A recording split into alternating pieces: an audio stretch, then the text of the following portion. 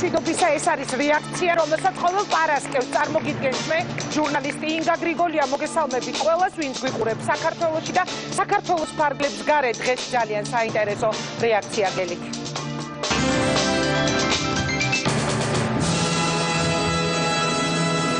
ის ისევ მოსკოვშია, ვისთან ჰქონდა პარლამენტის ყოფილ თავმჯდომარეს აუდიენცია კრემლში, რატომ ჩადის ქართველი პოლიტიკოსი იმ ქვეყანაში, რომელსაც საქართველოს ტერიტორიის 20% აქვს ოკუპირებული. დღეს რეაქციაში მოსკოვიდან ნინო ბურჯანაძის პირდაპირი ჩართვა და პირდაპირი პასუხი მთავარ კითხვაზე, რა უნდა ბურჯანაძეს მოსკოვში. აუცილებელია რუსეთთან საუბარი. ყველს გაუშვებდით დეპუტატად. გალის მეყოს სახში. რა უნდა პოლიტიკაში? ქალს იმდენი შეუძლია, რასაც მამაკაცი მართლა ვერ შეძლებს. კაცი უნდა იყოს, ქალი არა. ასე ფიქრობენ რეგიონებში. კაცთა უფლებაზე ვინ უნდა იზრუნოს? ზოგიც ასე ფიქრობს საქართველოს პარლამენტში. ქალი თუ მამაკაცი, რომელი უფრო მისაღებია თქვენთვის ქვეყნის წამყვან თანამდებობებზე და რომელი უფრო საქმის გამკეთებელი, რატომ ფიქრობენ ქალები, რომ მათი უფლებები ირღვევა? მეტი ქალი პოლიტიკაში არის კეთილდღეობა ხალხისათვის. თუ ქართულ პოლიტიკაში ქალები მოვლენ, ისინი შეძლებენ რომ უკეთ დაიცვან საკუთარი ინტერესები, საკუთარი შვილების და საკუთარი ოჯახების ინტერესები. რატომ ფიქრობს კაცების ნაწილი, რომ ქალების ადგილი მხოლოდ სამზარეულოშია, ვისი ადგილია საქართველოს პარლამენტში და ვისი სურვებდით თქვენს რჩეულად? მეხუთე პრეზიდენტი საქართველოში კარგი იქნება რომ ქალი იყოს. დღეს რეაქციის სტუდია მწვავე დებატებს დაეთმობა. საჭიროა თუ არა ქვეყნის საკანონმდებლო ორგანოში იმდენივე ქალი, რამდენიც მამაკაცია. ვიწყებთ საღამოსათზე, რას მოუტანს ქვეყანას მეტი ქალი პოლიტიკაში. ქართული ფემინისტური მოძრაობა დაიწყო. მაშასე დავიწყოთ ის ისევ მოსკოვშია და რუსეთის დედაქალაქიდან აცხადებს, რომ ქართულ მხარეს ვაჟკაცობა არ ყოფნის, ღია წავიდეს რუსეთთან მოლაპარაკებაზე. რაზე უნდა მოლაპარაკოთ კრემლს, რომელსაც ჩვენი ქვეყნის ტერიტორიები აქვს ოკუპირებული და სულ რამდენიმე წლის წინ თავზე ბომბებს გვაყრიდა. რა უნდა ნინო ბურჯანაძეს ოკუპანტ ქვეყანაში? პაკურნაია გარაზე პუტინთან ერთად გადაღებული კადრების სკანდალის შემდეგ პარლამენტის ყოფილი თავმჯდომარის ჩასვლა მოსკოვში თითქმის აღარავის გაკვირვებია. მხოლოდ შეფასებები გაკეთდა, ოპონენტები აცხადებენ, რომ პარლამენტის ყოფილი თავმჯდომარე კრემლის ოფიციალური დასაყრდენი გახდა ქართულ პოლიტიკაში. რას იტყვის ნინო ბურჯანაძე ამ შეფასებებზე? ზუსტად ერთ წელში საქართველოში საპარლამენტო არჩევნებია. ნინო ბურჯანაძე გვერდება პირდაპირ ეთერში მოსკოვიდან. საღამო მშვიდობისა ქალბატონო ნინო, ძალიან დიდი მადლობა რომ იღებთ გადაცემაში მონაწილეობას. ძალიან საინტერესო იყო თქვენი გადაწყვეტილება. რა უნდა ნინო ბურჯანაძეს ოკუპანტ ქვეყანაში? ეს არის მთავარი კითხვა, რომელიც რასაკვირველია თითოეული თქვენი ვიზიტისას მოსკოვში ჩნდება ხოლმე. მე მოსკოვში მინდა ის, რომ მივახციო რუსულ-ქართული ურთიერთობების გაუმჯობესებას, მივახციო იმას, რომ აღარასოდეს თავზე ბომბები აღარ დაგვაყაროს არავინ და მათ შორის რუსეთმა, მივახციო იმას, რომ ჩვენი ტერიტორია ოკუპირებული კი არ იყოს, არამედ აღდგეს ჩვენი ქვეყნის ტერიტორიული მთლიანობა, ჩვენს ქვეყანაში იყოს სტაბილურობა, ჩვენს ქვეყანაში იყოს ეკონომიკური განვითარება, რაც ასევე ძალიან მნიშვნელოვნად არის დაკავშირებული რუსეთის ბაზართან და ჩვენ გქონდეს სტაბილური გარემო იმისათვის, რომ ჩვენი ქვეყანა გამთლიანდეს, გაერთიანდეს და ადამიანებმა თავი მშვიდად და ესე ვთქვათ, კარგ გარემოში იგრძნონ. ეს არის ძალიან მნიშვნელოვანი და მე აბსოლუტურად ვარ დარწმუნებული იმაში, რომ რუსეთთან მოლაპარაკების გარეშე, რუსეთთან საუბრის გარეშე შეუძლებელია ამ ყველაფრის მიღწევა და მე აუცილებლად გავაკეთებ იმას, რომ აღდგეს რუსულ-ქართული ურთიერთობები, აუცილებლად მივახცევ იმას, რომ ეს ურთიერთობები იყოს საქართველოს ინტერესების შესაბამისი და მე ვპირდები ჩვენს მოსახლეობას, რომ მათ აღარასოდეს თავზე ბომბებს არავინ არ დააყრეს. ქალბატონო ნინო, როდესაც თქვენ აცხადებთ, რომ თქვენ იმყოფებით მოსკოვში იმისთვის, რომ მიაღწიოთ იმას, რომ აღარ იყოს საქართველო ოკუპირებული და აღარ იყოს ჩვენი ტერიტორიები წართმეული რუსეთის მხრიდან, მე მინდა ეხლა თქვენგან მოვისმინო კონკრეტული პასუხი. მიიღეთ ამის გარანტია ეხლა მოსკოვში? ვინმე მოგცათ იმის გარანტია? ძალიან დონეზე ქონდათ ეხა შეხვედრები და რამდენადაც ვიცი ძალიან აქტიური არის თქვენი მანდ ვიზიტი. რას ჩამოიტან საქართველოში? ვინმე მოგცათ იმის გარანტია, რომ დაუშვათ აფხაზეთი დაგვიბრუნდება სამაჩაბლო. ვინმე მოგცათ აი ამ შვიდობიანი დაბრუნების გარანტიები? თუ ეს არის უბრალოდ რიტორიკა პოლიტიკოსისა, რომელმაც უნდა თქვას, რომ ხო, საჭიროა მშვიდობიანი დიალოგი და მეტი არაფერი. კონკრეტული პასუხი მინდა თქვენთან, რა საკმაოდ გამოცდილი ჟურნალისტი ხარ და მე მგონი ძალიან კარგად გესმის, რომ გარანტიების მიღწევა შესაძლებელია მხოლოდ ფართომასშტაბიანი მოლაპარაკებების შედეგად და არა თუნდაც ერთი ძალიან მნიშვნელოვანი და კარგი ვიზიტის შედეგად. იმისათვის, რომ მიიღო გარანტიები, იმისათვის, რომ ეს პრობლემები მოგვარდეს, არის აუცილებელი ძალიან სერიოზული და ფართომასშტაბიანი დიალოგის დაწყება, რომლის თავით სამწუხაროდ ჩვენს დღევანდელ ხელისუფლებას არ აქვს. მე ძალიან ნათლად ვხედავ იმას, რომ დრო მიდის, დრო ჩვენ სასარგებლოდ ნამდვილად არ მუშაობს და მე ვცდილობ, რომ გამოვიყენო თუნდაც ოპოზიციაში ყოფნის დრო იმისათვის, რომ მოვამზადო ნიადაგი იმისათვის, რომ როცა ხელისუფლებაში მოვალ, უკვე ნამდვილად იყოს იმისი შესაძლებლობა, რომ ფართომასშტაბიანი მოლაპარაკებები გაიმართოს და ზუსტად მივიდეთ იმ გარანტიებამდე, რაზეც თქვენ საუბრობთ.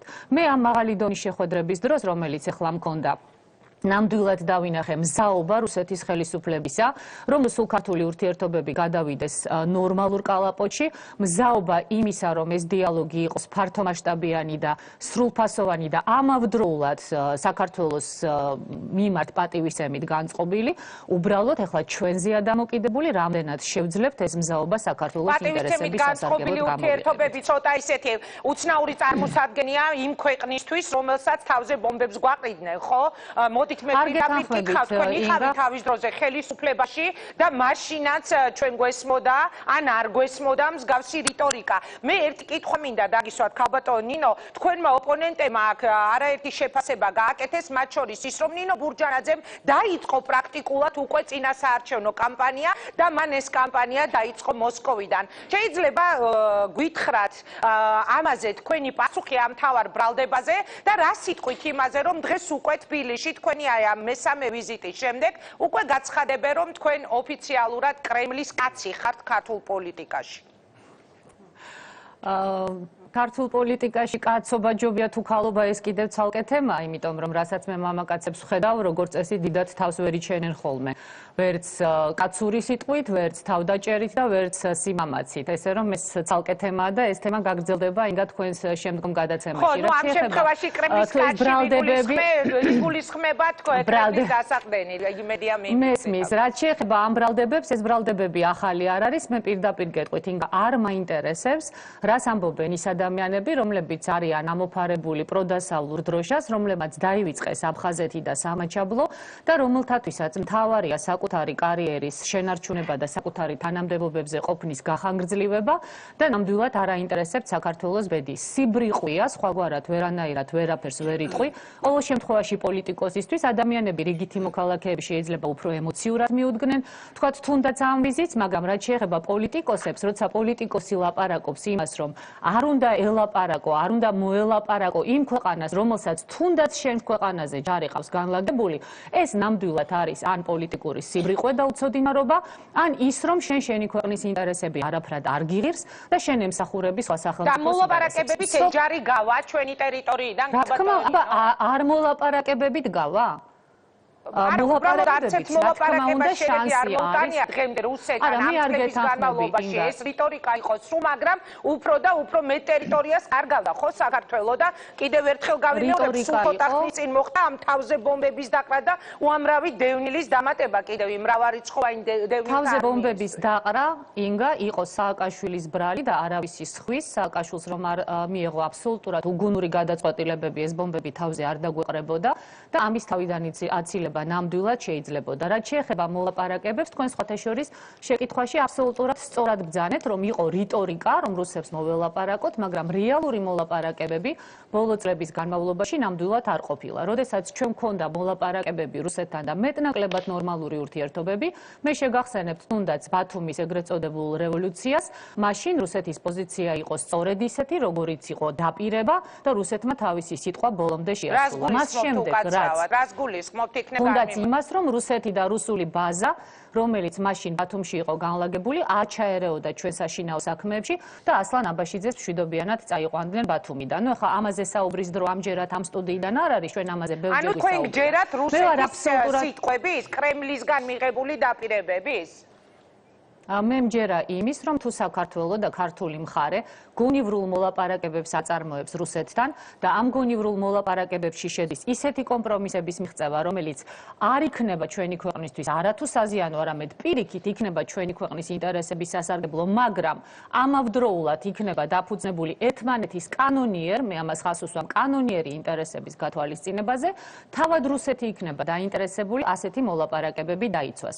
სახელმწიფოთა შორის ურთიერთობებში არ არსებობს დაპირება, არ არსებობს ესე ვთქვათ რაიმე სხვა ინტერესი გარდა საკუთარი სახელმწიფოს ინტერესების. შედეგი რა უნდა იყოს, ქაბატონინო? ჩვენთვის ყველაზე მთავარი პრობლემა არის ის პრობლემა, რომელიც გვაქვს სახეზე 20% ჩვენი ქვეყნის ტერიტორიებისა არის ოკუპირებული სწორედ რუსეთის მიერ. მე მაინტერესებს აი ამ მოლაპარაკებებზე, ძალიან მაღალი დონის მოლაპარაკებებზე, თქვენ გარანტიას კარგით არ დაგისვამთ ამ ტიპის შეკითხვას, წეგან მიპასუხეთ, რომ გარანტიები, ეხლა გარანტიებზე ლაპარაკი ნაადრევია. თქვენ გრჩებათ ასეთი მოლოდინი, რომ რუსეთი დაგვიბრუნებს ამ ტერიტორიებს? რუსეთი კი არ დაგვიბრუნებს, ჩვენ დავიბრუნებთ ჩვენი სწორი პოლიტიკის და მოლაპარაკებების შედეგად და ამის შანსი არსებობს უპირველეს ყოვლისა იმით, რომ ჩვენ დავიწყოთ მოლაპარაკება პირდაპირ აფხაზებთან და ოსებთან, იმიტომ რომ ჩვენ ძალიან კარგად უნდა გვესმოდეს, რომ პირველ რიგში ჩვენ უნდა გამოვძებნოთ საერთო ენა ჩვენს აფხაზ და ოს თანამემამულეებთან და მათ უნდა აღვუდგინოთ ნდობა, დაკარგული ნდობა საქართველოს და საქართველოს ხელისუფლების მიმართ, ხოლო ამავდროულად ჩვენ უნდა ვაწარმოოთ ძალიან სერიოზული მოლაპარაკებები რუსეთთან, რომ რუსეთიც იყოს დაინტერესებული ამ პრობლემების მოგვარებაში და მე და რა ინტერესი უნდა გაიცვალოს ეს ქაბატონინო, ერთი წუთი თუ შეიძლება, რაში უნდა გაიცვალოს? დაუშვათ ევრაზიული კავშირი, რომელიც არც თუ ისე შორეულ წარსულში იყო ერთ-ერთი აქტუალური თემა ქართულ პოლიტიკაშიც. აი თქვენ განცხადებას გავიხსენებ NTV-თვის მიცემულ ინტერვიუში, თქვენ ბრძანეთ, რომ ნატოში საქართველოს არავინ ელოდება, არავინ მიიღებს. ნატოში გაწევრიანებაზე საუბარი არ არის რეალისტური და არ შედის საქართველოს ინტერესებში. მაშინ სად გველოდებიან ევრაზიულ კავშირში? მე მაინტერესებს თქვენგან ეს პასუხი. შეიძლება გველოდებიან კიდეც შეიძლება გველოდებიან კიდეც ევრაზიულ კავშირში, მაგრამ ნებისმიერ კავშირში გაწევრიანებასთან დაკავშირებით გადაწყვეტილება უნდა იქნეს მხოლოდ საქართველოს სახელმწიფო ინტერესებიდან გამომდინარე მიღებული. რაც შეეხება იმას, რომ ნატოში ჩვენ არ გველოდებიან ევრაზიულ კავშირთან დაკავშირებით. ვერ გეტყვით, ეს ძალიან ესე ვთქვათ რიტორიკული კითხვაა, იმიტომ რომ ევრაზიული კავშირი ჯერ თავად არ არის ბოლომდე ჩამოყალიბებული, ამიტომ ვთქვათ ეს ვთქვათ დემონიზირება ევრაზიული კავშირის ნამდვილად სწორი არ არის. რაც შეეხება ეხა თავად ნატოში გველოდებიან თუ არ გველოდებიან, ინგა ეს არ არის ჩემი სიტყვები, ეს არის ამერიკის შეერთებული შტატების პრეზიდენტის ბატონი ობამას სიტყვები, რომელმაც თქვა, რომ საქართველოს და უკრაინას ნატოში არ ელოდებიან. იგივე გითხრა ჩვენ საფრანგეთის პრეზიდენტმა, იგივეს გვეუბნებიან ჩვენ ნატოს წევრი სახელმწიფოები. ჩვენ თავის მოტყუებას უნდა დავანებოთ თავი და ჩვენ უნდა გვესმოდეს, რომ იმ ვითარებაში, იმ რეალობაში, როდესაც საქართველოს ტერიტორიაზე განლაგებულია ორი რუსული ბაზა, ნატოში საქართველო ვერ გაწევრიანდება თუ უარს არ იტყვის იმ ტერიტორიებზე, სადაც რუსული ბაზებია განლაგებული, ანუ აფხაზეთზე და ოსეთზე. ჩემი ამოცანა არის ინგა და მე ეს ვთქვი სხვათა შორის NTV-სთან მიცემულ ინტერვიუში და ვთქვი ეს იმ შეხვედრებზეც, რომელიც გაიმართა, მე არავის არ ვატყუებ და სრულიად ღიაა ჩემი პოზიცია, რომ მე ვთვლი, რომ საქართველოს ტერიტორიაზე არ უნდა იყოს არც ნატოს ბაზები და არც რუსული ბაზები. ასე რომ ჩემი ამოცანა არის დღესაც და მით უფრო ჩემი ამოცანა იქნება, როცა ხელისუფლებაში მოვალ, რომ საქართველოს ტერიტორია განთავისუფლდეს უცხო ქვეყნის ბაზებიდან, ანუ რუსული ბაზები გავიდეს საქართველოს ტერიტორიიდან, მაგრამ ჩვენ გქონდეს მართლაც ნორმალური კონსტრუქციული თანამშრომლობა რუსეთთან, არასოდეს აღარ მოხდეს მით უფრო სამხედრო კონფრონტაცია ჩვენს ჩრდილოელ მეზობელთან და ასეთ სამხედრო კონფრონტაციას საქართველო კი არა, ამერიკა და უზარმაზარი სახელმწიფოები ერიდებიან და ჩვენ უნდა გამოვიყენოთ ჩვენი მდგომარეობა, ჩვენი სტრატეგიული პოზიცია, ძალიან ბევრი რამ, რაც ღმერთმა მოგცა, იმისათვის, რომ დავაინტერესოთ რუსეთი, რომ საქართველოში იყოს სტაბილურობა და ამის გაკეთება ჭკვიანური პოლიტიკით შეიძლება. მე ერთი კითხვა მინდა დაგისვათ. დიახ, თუ შეიძლება გაგაწყვეტინებთ, ერთი კითხვა მინდა დაგისვათ. ისევ დაუბრუნდებით თბილისში გაკეთებულ შეფასებებს, შესაძლებელია თქვენ დრო არ ქონდათ ამ დღეებში, რომ ეს შეფასებები წაგეკითხათ. კიდევ ერთხელ გავიმეორებ, შეფასდა თქვენი მან ჩასვლა, ისე როგორც ნინო ბურჯანაძე ხდება უკვე ოფიციალურადო კრემლის დასაყრდენი. წინა საარჩევნო პერიოდი დაიწყეთ თუ არა, შეიძლება ითქვას თუ არა, მოსკოვიდან და საარჩევნო დაფინანსებაზე რაიმე ტიპის მოლაპარაკება ხო არ ქონიათ რუსულ წამყვან პოლიტიკურ წრეებთან. ეს თემაც აქტუალურია დღეს საქართველოში, რომ ხომ არ მოაქვს საარჩევნო ფინანსები ნინო ბურჯანაძეს მოსკოვიდან. მე მგონი ხა ინგა არასერიოზულია უბრალოდ ამ თემაზე ლაპარაკი და ნამდვილად უხერხულიც კი არის ასეთი კითხვის დაცმაც და მით უმეტეს ამაზე სერიოზული პასუხის გაცემაც. რაც შეეხება თქვა საარჩევნო კამპანიას, არანაირი საარჩევნო კამპანია მე ჯერ ნამდვილად არ დამიწყია, ეს ძალიან ადრეა, უბრალოდ მოხდა ესე რომ მოწვევა მივიღე ძალიან მნიშვნელოვან საერთაშორისო კონფერენციაზე, რომელიც ეხებოდა 21 საუკუნის უსაფრთხოების გამოწვევებს, რომელშიც მონაწილეობას იღებდა 20-ზე მეტი სახელმწიფოს წარმომადგენელი, მათ შორის ევროპული სახელმწიფოების წარმომადგენლები, ამერიკის შეერთებული შტატების წარმომადგენლები და მე ბუნებრივია ეს შემოთავაზება გამოვიყენე იმისათვის, რომ მაღალი რანგის შეხვედრები მომეწყო და მესაუბრა იმ პრობლემებზე, რომელიც ჩვენს მოსახლეობას აწუხებს. რაც შეეხება დასაყრდენს, ეს განცხადებებიც ახალი არ არის ინგა, ეს საკმაოდ დიდი ხანია ამ განცხადებებზე მუშაობდა ჯერ კიდევ წინა ხელისუფლება. მე შემიძლია ვუთხრა ჩემს ხალხს, ჩემს მოსახლეობას, მე ვარ საქართველოს მოსახლეობის დასაყრდენი და ყოველთვის მოქმედებდი და ყოველთვის ვიმოქმედებ ჩვენი ქვეყნის ინტერესებიდან გამომდინარე. ყველა ამ შეხვედრაზე მე დავსვი ის საკითხები, რომელიც არის სასიცოცხლოდ მნიშვნელოვანი ჩვენი ქვეყნისათვის, უპირველეს ყოვლისა, რა თქმა უნდა, აფხაზეთის და სამაჩაბლოს საკითხი, მოსახლეობის უსაფრთხოების საკითხი. ამავდროულად მე დავაყენე საკითხი იმასთან დაკავშირებით, რომ მესმის ძალიან კარგად, რომ ამ ეტაპზე შეუძლებელია მთლიანად გაუქმდეს ავიზო რეჟიმი, მაგრამ მოხდეს შეღავათის გაწევა და იყოს შეღავათიანი ავიზო რეჟიმი მოსახლეობის გარკვეული კატეგორიისათვის და მე მივიღე სრული, ესე ვთქვათ, მხარდაჭერა იმაში, რომ ეს პრობლემა ძალიან მალე მოგვარდეს. ამავდროულად ვისაუბრე იმაზე, რაზეც ბოლომდე ჩვენი ხელისუფლება ნამდვილად ვერ ახერხებს ფართომასშტაბიან მოლაპარაკებებს და საუბარს, რომ კიდევ უფრო მეტად გაიხსნას რუსული ბაზარი და უფრო მეტად იყოს საქართველოს მოსახლეობა დაცული რუსეთში, მათ შორის საკითხი, რომელიც ეხება შრომითი მიგრანტების პრობლემის საქართველოს მოსახლეობის დაცულობა რუსეთში, მე მგონი, ცოტა ისეთი რიტორიკული უნდა იყოს ამ თემაზე. არანაირი რიტორიკული არ არის. სულ ცოტა ხნის წინ ახსოვს ყველას იქიდან გამოყრილი უამრავი ჩვენი თანამოქალაქე და სტრასბურგის გადაწყვეტილება, თუნდაც თქვენ თუ იზიარებთ ამ პოზიციას, აი ის პოზიცია, რაზეც მე ხა ვსაუბრობდი სტრასბურგთან დაკავშირებით. რუსეთ საქართველოს მოქმედმა ხელისუფლებამ მორალური ზარალის ანაზღაურების მიზნით რაც უკავშირდებოდა 2006 წლის შემოდგომაზე რუსეთიდან კოლექტიურად გამოძევებული ქართველების დარღვეული უფლებების აღდგენას სტრასბურგის სასამართლოს ოფიციალურად მიმართა და რუსეთისთვის 70 მილიონიანი კომპენსაციის დაკისრება მოითხოვა. თქვენ იზიარებთ ამ მოთხოვნას? ინგა, რაც შეეხება მაგ საკითხს, ამ საკითხთან დაკავშირებითაც მე მქონდა რუსულ მხარესთან საუბარი, იმიტომ რომ რა თქმა უნდა, მაშინ რუსეთის მხრიდან იქნა დაშვებული ძალიან სერიოზული შეცდომა, როდესაც სრულიად უდანაშაულო ადამიანები, ჩვენი მოქალაქეები გამოდევნილნი იქნენ რუსეთიდან მხოლოდ და მხოლოდ პოლიტიკური მოსაზრების გამო, თუმცა პროვოცირება ამას გაუკეთა მიხეილ სააკაშვილის აბსოლუტურად უტვინო მოქმედებამ, როდესაც ესე ვთქვათ, საჩვენებლად დავიჭირეთ ორი ესე ვთქვათ რუსი პოლკოვნიკი და საჩვენებლად დავადეთ მაგრამ თქვენ მაშინ პარლამენტის თავმჯდომარე იყავით, ქალბატონო ნინო. მიხეილ სააკაშვილის მოქმედებებზე და შეცდომებზე თუ კი საუბრობთ, თქვენ ხომ მაშინ პარლამენტის თავმჯდომარე იყავით?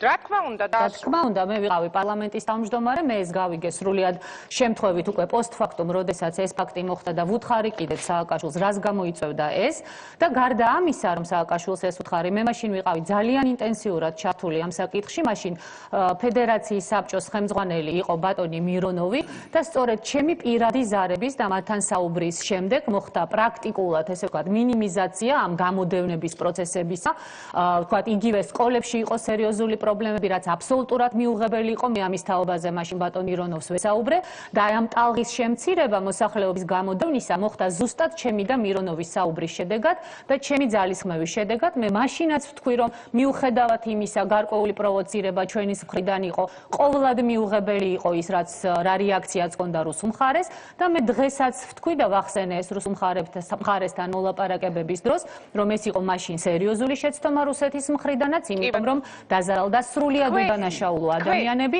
და მე დღეს მიმაჩნია, რომ ძალიან არ ვიცი ხა რამდენად მოხდება დაუშვათ ზარალის გადახდა იმ 70 მილიონის თვალსაზრისით, მაგრამ მიმაჩნია და ეს ვთქვი კიდეც ამ შეხვედრებზე, რომ მნიშვნელოვანი იქნება, რომ რუსულმა მხარემ გარკვეული ჟესტი გააკეთოს ამ ადამიანების მიმართ და მორალურად მაინც მათ ესე ვთქვათ აგრძნობინოს, რომ რუსული მხარე თავის თავს პასუხისმგებლად ესაუბრებით როგორც ოკუპანტებს, თუ თქვენს მოკავშირეებს, თუნდაც პოლიტიკაში, ხელისუფლებაში თქვენი მოსვლის შემთხვევაში. თქვენ მათ ესაუბრებით როგორც ოკუპანტებს, ქალბატონ ნინო? დღეს მე მათ ვესაუბრები როგორც სავარაუდო მომავალ მოკავშირეებს და სასტუმრო მოკავშირეებს მომავალში.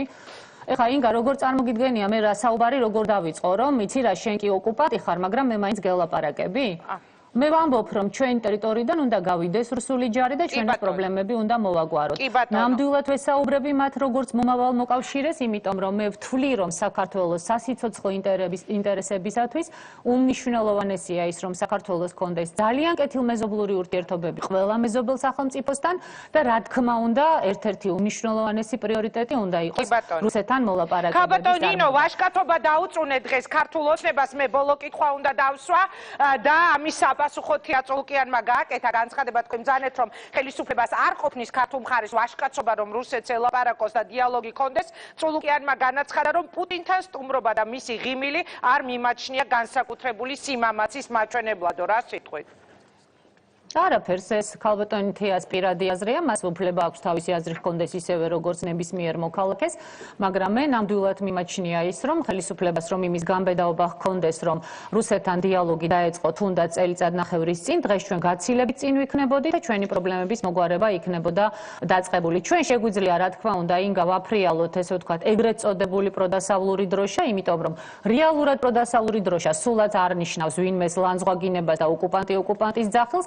იმიტომ რომ შეგახსენებთ რომ ყველა ევროპული სახელმწიფო და ყველა დასავლური სახელმწიფო ამერიკის შეერთებული შტატების ჩათვლით მიუხედავად განსხვავებული პოზიციებისა ესაუბება რუსეთს და თუნდაც იგივე ქალბატონმა კლინტონმა რომელიც რუსეთის მიმართ დიდი სიმპათიით არ გამოირჩევა რამდენიმე დღის წინ თავის წინასაარჩევნო კამპანიაში განაცხადა რომ რუსეთთან საუბარი აუცილებელია ალბათ ესე ვთქვათ ისიც კრემლის დასაყრდენი ხომ არ არის ამერიკის შეერთებული შტატებში და ბოლოს შემოდგომაზე იგეგმება ნინო ბურტანაძის და ვლადიმერ პუტინის შეხვედრა ეს იყო გიორგი ახვლედიანის დღევანდელი განცხადება და აიგეგმა ეხლა თქვენი ყოფნისას მოსკოვში რომ შემოდგომაზე თქვენ პუტინს შეხვდებით არა მე ვერ გეტყვით ახლა კონკრეტულად როდის იქნება ეს შეხვედრა ახლა ეს შემოდგომა გიორგის შეიძლება უფრო სურვილია ვიდრე კონკრეტული ასე ვთქვათ ინფორმაცია მაგრამ გარწმუნებთ რომ ნამდვილად პრობლემა შეხვედრის არ იქნება როდესაც ამის აუცილებლობა და საჭიროება იქნება და მე ნამდვილად ვპირდები ჩვენს მოსახლეობას რომ მიუხედავად იმისა რომ დღეს ოპოზიციაში ვარ მე აუცილებლად მივაღწევი მას რომ იგივე სავიზო რეჟიმის შემსუბუქებაც მოხდეს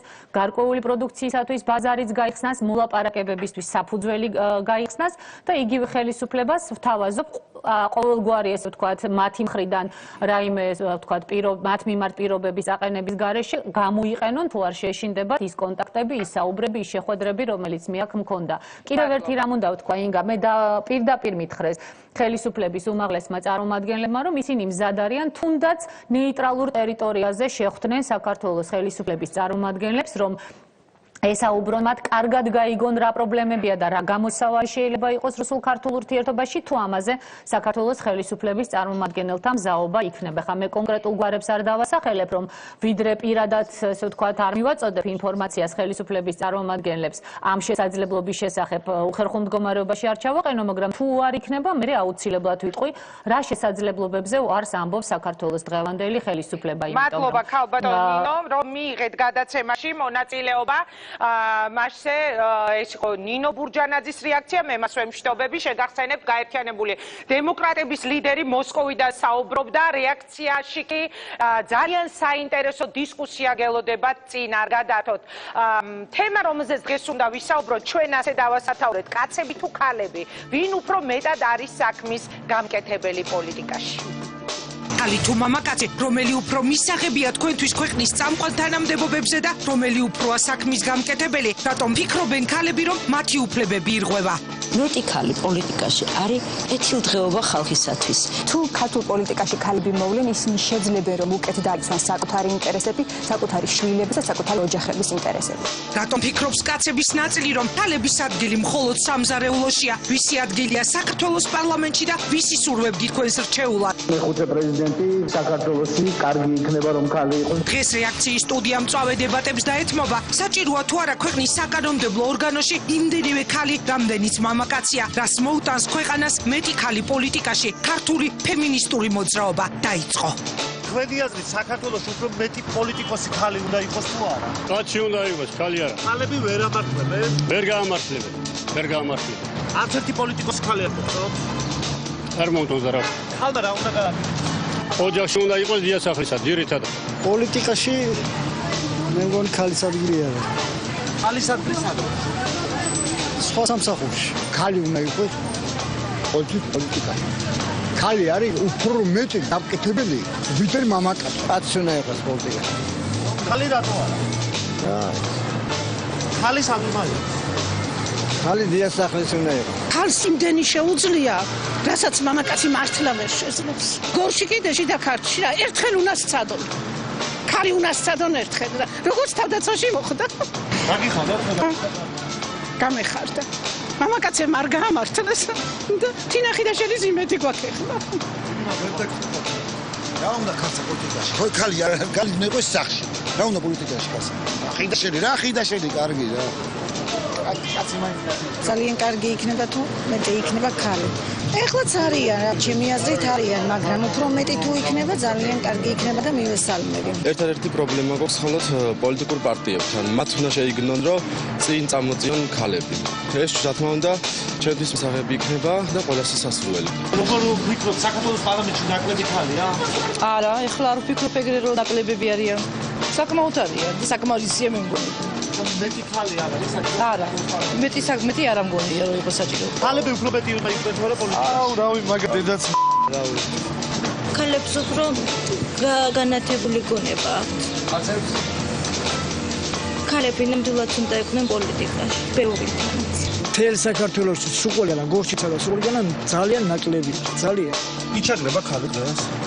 მეც ნაკლები. ზოგ მომენტში ქალმა უფრო ივარგოს ვიდრე კაცმა, მე ესე ვფიქრობ.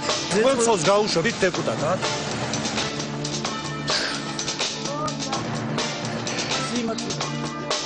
რატომაც არა, ჯერჯერობით. რატომ არა, მაგრამ სადაც არის სამსახურში მუსიკის მასწავლებელია, ჩემსული, იქიდან სათავისუფლებენ და დეპუტატი ვინც აიყოს იმას, გამაგები.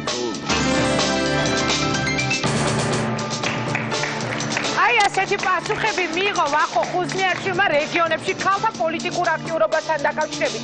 იცით თუ არა, რომ მაშინ როცა საქართველოს მოსახლეობის 53% ქალია, საქართველოს პარლამენტში მხოლოდ 17 ქალი დეპუტატი ყავს. არის თუ არა ეს ქალების დისკრიმინაცია? ქართული ფემინისტური მოძრაობა დაიწყო და ამ მოძრაობის მთავარ მიზეზი ქალებზე გახშირებული ძალადობა გახდა. სტატისტიკის მიხედვით, ბოლო 7 წლის განმავლობაში საქართველოში 4000-ზე მეტი ოჯახური კონფლიქტია დაფიქსირებული, სადაც მსხვერპლი ქალია. რატომ უნდა იყოს მეტი ქალი პოლიტიკაში, რას გააკეთებენ ისინი ისეც, რასაც კაცები ვერ აკეთებენ და რატომ არიან ძირითადად ქართულ პოლიტიკაში მამაკაცები? როგორ ფიქრობთ, ქალი უფრო მეტადაა საქმის გამკეთებელი თუ კაცი? გიფიქრია თუ არა, რომ დიდი რაოდენობით ქალები წამყვან თანამდებობებზე შესაძლოა უფრო მნიშვნელოვანი იყოს ქვეყნის განვითარებისთვის? დღეს რეაქციაში ძალიან საინტერესო დისკუსია გველის იუსტიციის მინისტრი, პარლამენტარები, არასამთავრობოები, ქალთა კვოტირების მომხრეები და მოწინააღმდეგეები, პოლიტიკოსები დღეს ერთმანეთის პირისპირ საკუთარი არგუმენტები და აქვე ჩვენი ინტერაქტივი. როგორ ფიქრობთ, უნდა იყოს თუ არა მეტი ქალი ქართულ პოლიტიკაში? ჩაერთეთ ინტერაქტივში, ზარი უფასო, ასევე გამოგიგზავნეთ თქვენი მოსაზრებები ჩვენს Facebook გვერდზე სახელწოდებით რეაქცია. პირდაპირ ეთერს ვიწყებთ, მივესალმები ჩვენ სტუმრებს, მე აღარ ჩამოვთვლი, სათითაოდ აღარ გამოვყოფ, მათ ვიტყვი ერთს, რომ მალე პირდაპირ ეთერში ჩაგვერთვება იუსტიციის მინისტრი, ჩაგვერთვებიან ასევე პარლამენტარები, მანანა ყობახიძე, მურმან დუმბაძე. აქ კი ჩვენ აუდიტორიაში იმყოფებიან ადამიანები, რომლებიც ერთის მხრივ ამ ქალთა კვოტირების მომხრეები არიან, მეორეს მხრივ კი მოწინააღმდეგეები, საკუთარი არგუმენტები თურთ, რატომ დადგა საერთოდ ეს პრობლემა. რუსტან კერვალიშვილისგან მინდა დავიწყო პირველ რიგში საუბარი. რატომ გახდა საჭირო? რას გრძნობთ? რა მოთხოვნილება გაგიჩნდათ ისეთი, რომ დაიწყეთ საუბარი იმაზე, რომ ქალების კვოტირება არის აუცილებელი? გისმენთ ქალბატონო. მოგესალმებით, ინგა, მივესალმები იმედის მაყურებელს და ძალიან დიდი მადლობა, რომ მოგვეცით საშუალება, რომ გამოგვეხატა. მადლობა თქვენ, რომ მონაწილეობთ. ქალთა მოძრაობის, ოღონდ 100 წლიანი ქალთა მოძრაობის აზრი დღეს თქვენ სტუდიაში. ქალთა მოძრაობა საქართველოში მე-19 საუკუნეში დაიწყო, მას ყავდა ძალიან გამოჩენილი წარმომადგენლები და საქართველო იყო ერთ-ერთი ის ქვეყანა, რომელმაც ერთ-ერთმა პირველმა ქალს მისცა უფლება, რომ პირველი რესპუბლიკის დარბაზში ყოფილიყო წარმოჩენილი. მას მერე 100 წელიწადია მდგომარეობა დიდად არ შეცვლილა, რადგან მოგეხსენებათ, რომ პირველი რესპუბლიკის დარბაზში 5 ქალი იყო წარმოდგენილი, დღეს საქართველოს პარლამენტში 17 ქალია წარმოდგენილი. საქართველოში ქალთა მოძრაობა და თავგანწირვა 89 წლის 9 აპრილს ყველამ ნახეთ და დამოკიდებულება ქალების ვისაც აბსოლუტურად იმაზე მეტი წვლილი შეაქვს, რა კი შეიძლება რომ ზოგადად ქალმა შეიტანოს საზოგადოების ცხოვრებაში და ეს გრძელდება წლების მანძილზე. რატომ უნდა იყოს 99%-ით საქართველოში წარმოდგენილი ერთი სქესი მამაკაცები წარმომადგენლობით ორგანოებში? ეს არის შეუძლებელი, მით უმეტეს რომ საქართველო ადგას ევროპული ღირებულებების განვითარების გზას და ჩვენ უბრალოდ ასეთ ვითარებაში შესაბამისად გვაქვს ვალდებულება საერთაშორისო, რომელიც ითვალისწინებს, რომ თანაბრად იყოს ქალი წარმოდგენილი, ისევე როგორც მამაკაცი, გადაწყვეტილების მიღებ ყველა დონეზე. უკაცრავად, ანუ ჩვენ ახლა ვსაუბრობთ იმაზე, ვიდრე მოვისმენთ განსხვავებულ არგუმენტებს, ჩვენ ახლა ვსაუბრობთ იმაზე, ბაია, მოდი თქვენ დაგისვავთ კითხვას, რომ ჩვენ გვაქვს ვალდებულება, ვინაიდან ვადგევართ ევროპულ გზას, თუ ჩვენში არის მოთხოვნილება, რომ რაც შეიძლება მეტი ქალი იყოს ქვეყნის წამყვან თანამდებობებზე, პოზიციებზე. ანუ ვალდებულების გამო ვიბრძვით ამისთვის თუ არის რეალური სიტუაცია იმის რასაც ითხოვთ? მე მინდა ჩემი საუბარი დავიწყო არგენტინული ქალთა მოძრაობის სლოგანით, რომელიც ამბობდა, რომ ცოტა ქალი პოლიტიკაში იწვევს ქალების გარდაქმნას და ნინო ბურჯანაძე პრაქტიკულად არის ამისი რეალური მაგალითი, როგორ გაცვალა მან ევროატლანტიკური ღირებულებები კრემლის ინტერესებზე, მაგრამ როდესაც ბევრი ქალი არის პოლიტიკაში, მაშინ იცვლება პოლიტიკა, იმიტომ რომ ქალები ცვლიან პოლიტიკას. მაგრამ იმისათვის, რომ ქალებს ჰქონდეთ საშუალება შექმნან დღის წესრიგი პოლიტიკაში, აუცილებელია, რომ ისინი გარკვეული რაოდენობით იყვნენ წარმოდგენილები. დღეს საქართველოში მარტო 12% არის პარლამენტის შემადგენელი ქალები და ამ მაჩვენებლით ჩვენ ჩამოვჭებით აფრიკის ქვეყნებს, არაბეთის ქვეყნებს, აზიის ქვეყნებს. ანუ 93 ადგილზე ვართ, ხო? 100-მერვე ადგილზე ვართ ზოგიერთი, ესე იგი რეიტინგის მიხედვით. ეს არის უკიდურესად დაბალი მაჩვენებელი და ეს არა მარტო საერთაშორისო რეკომენდაცია, ბუნებრივია, რომ ევროპის ქვეყნები, რომლებიც თანასწორობაზე და გენდერულ თანასწორობაზე ზრუნავენ, ამას გვირჩევენ, მაგრამ ეს პირველ რიგში არის ჩვენი მოთხოვნა, ეს არის ქალების მოთხოვნა, ეს არის სრულიად სამართლიანი მოთხოვნა. ჩვენ ვითხოვთ მხოლოდ 38 ადგილს 150 კაციან პარლამენტში. რას შეცვლის ეს 38 ადგილი? აი ეს რომ კარგად გაიგოს თქვენმა მაყურებელმა. ანუ მე ესე დავსვი ხისტად შეკითხვა, რომელიც შეიძლება თქვენ არ მოგეწონოთ, მაგრამ რატომ ქალი უფრო კარგად გააკეთებს დაუშვათ საქმეს ვიდრე კაცი? არის რიგი საკითხები, რომელიც პირდაპირ ექცევა და უპირატესად მნიშვნელოვანი არის ქალებისათვის. ასეთი არის მაგალითად ძალადობასთან ბრძოლა. კანონი, რომელიც საქართველოს მიიღო, იყო ქალის ინიცირებული. სამუშაო ჯგუფი, რომელიც პარლამენტში შეიქმნა ეკაბესელიას გადაწყვეტილებით პარლამენტში, ხო? ბაღები უფასო გახდა თინა ხიდაშელის გადაწყვეტილებით. შრომის კოდექსის ცვლილება გახდა თეა წულუკიანის გადაწყვეტილებით და აი სპეციალური ინტერესები აქვს, მაგრამ ეს ინტერესები როგორც წესი ჭიდრო კავშირში არის ჯანდაცვასთან, განათლებასთან, უსაფრთხოებასთან, მშვიდობიანად მოგვარება, კონფლიქტების, იმიგრანტების პრობლემები, როცა უამრავი ქალი არის წასული და მათ დაბრუნება არ შეუძლიათ ამ ქვეყანაში და უმძიმეს პირობებში მუშაობენ. არის მთელი რიგი საკითხებისა, რომელიც ქალებს განსხვავებულად ვხედავთ, იმიტომ რომ ეს ჩვენი გამოცდილება, ეს ჩვენი ტკივილია, ჩვენ გვაქვს განსხვავებული ხედვა ამ პრობლემების, მაგრამ ეს პრობლემები არ არის პრიორიტეტული ძირითადად კაცებისათვის და იმისათვის, რომ ქალებმა უფრო მეტი გააკეთონ, ვიდრე დღემდე გაუკეთებია, იგივე ქალბატონმა რუსუდანის დამსახურებაა ისო, გენდერული თანასწორობის საბჭო არსებობს პარლამენტში. და მანანა კობახიძე ჩაგვერთვება, მაგრამ როდესაც ქალები არიან მხოლოდ 12% წარმოდგენილი, ეს არ არის საკმარისი, რომ დიდ პოლიტიკაში დღის წესრიგი შექმნა. დიდი მადლობა, ვიდრე იქით დავსვავ ნინოსთან შეკითხვას, მინდა გადმოვიდე აქეთ ფლანგზე საღამომშვიდობის ქალბატონო მანა, მე როგორც ვიცი, თქვენ არ იზიარებთ ამ მოთხოვნას, ხო? ეხლა ეს ცალსახად თქმა რო არ ვიზიარებთ, არა, თუ შეიძლება გეტყვით. კი ბატონო, და შემდეგ ანისთან. უპირველეს ყოვლისა, მინდა წინა გამოსვლას ვუთხრა, რომ ნინო ბურჯანაძისნაირი პოლიტიკოსები ბევრი როყავდეს საქართველოს, გაცილებით უკეთესად იქნებოდა ჩვენი საქმე, ეს ერთი. მეორე, გენდერული საბჭო და ამ საერთოდ გენდერულ თემაზე საუბარი დაიწყო სწორედ მაშინ, როდესაც ქალბატონი ნინო იყო პარლამენტის თავმჯდომარე. პირადად მე ვიყავი ჩართული ამ გაეროს განვითარების პროგრამის ეგიდით ხდებოდა ეს ყველაფერი და მე პირადად ვიყავი ჩართული ამ თელ პერიპეტიებში. ეხლა რაც შეეხება ჩვენს პოზიციას, აი ამ კვოტირებასთან დაკავშირებით. იცით, დღესდღეობით პირადად აი ჩემთვის ხო ქალი კაცი პოლიტიკაში მიუღებელი ცნება უნდა იყოს ადამიანი მომზადებული ჭკვიანი გონიერი ადამიანი ქალი იქნება ეს თუ კაცი რა მნიშვნელობა აქვს? თუ ადამიანმა მომზადებულ როგორ არ აქვს მნიშვნელობა? პრაგმატულად სწორად გამიგეთ, რასაკვირველია მნიშვნელობა აქვს და ძალიან კარგი იქნება თუ მეტი ქალი იქნება. პრაგმატულად გეუბნებით, ახლა კონკრეტულად დავუშვათ ამ შემთხვევაში, მაგრამ მოდით ასე ვთქვათ, თუ ჩვენ გვინდა დემოკრატიულ ქვეყანაში ცხოვრება, ხო და ვამბობთ, რომ ჩვენ ვართ დემოკრატიული რაღაც მიმდინარეობის, ასე ვთქვათ, მომხრე, ხო? მაშინ რასაკვირველია, ერთნაირად უნდა იყოს წარმოდგენილი როგორც მამაკაცი, ასევე ქალი, მაგრამ ეს არ უნდა იყოს მხოლოდ იმიტომ, რომ ქალია, არამედ ეს ქალი უნდა იყოს ისე დონეზე მომზადებული, რომ ის იყოს კანონშემოქმედი. ანუ თქვენ რა გინდათ ეხლა თქვათ მანა, რომ ქალები არ არიან საქართველოში იმ დონეზე მომზადებულები და ისეთი კვალიფიციურები, რომ ძალიან კვალიფიციურები არიან. არ ჩამოვარდებით არანაირად მამაკაცებს, არანაირად ამაში დამერწმუნეთ, მაგრამ გადახედეთ მოდით დღეს პარტიულ სიებს და პარტიაში როგორ არიან ქალები წარმოდგენილი. ბევრი არიან. მე ვიტყვი რომ აი თუნდაც აი ხლა საბოლოო არჩევნებში მარტო ნაციონალური მოძრაობა იყო და ჩვენი პარტია უმაც დაიცვა ეს კვოტა. და ქალები ყავდა საარჩევნო სიაში ისე წარმოდგენილი როგორც კანონი მოითხოვდა, მაგრამ აქ არის მეორე ვარიანტი. ხელოვნურად არ უნდა იყოს ეს ყველაფერი.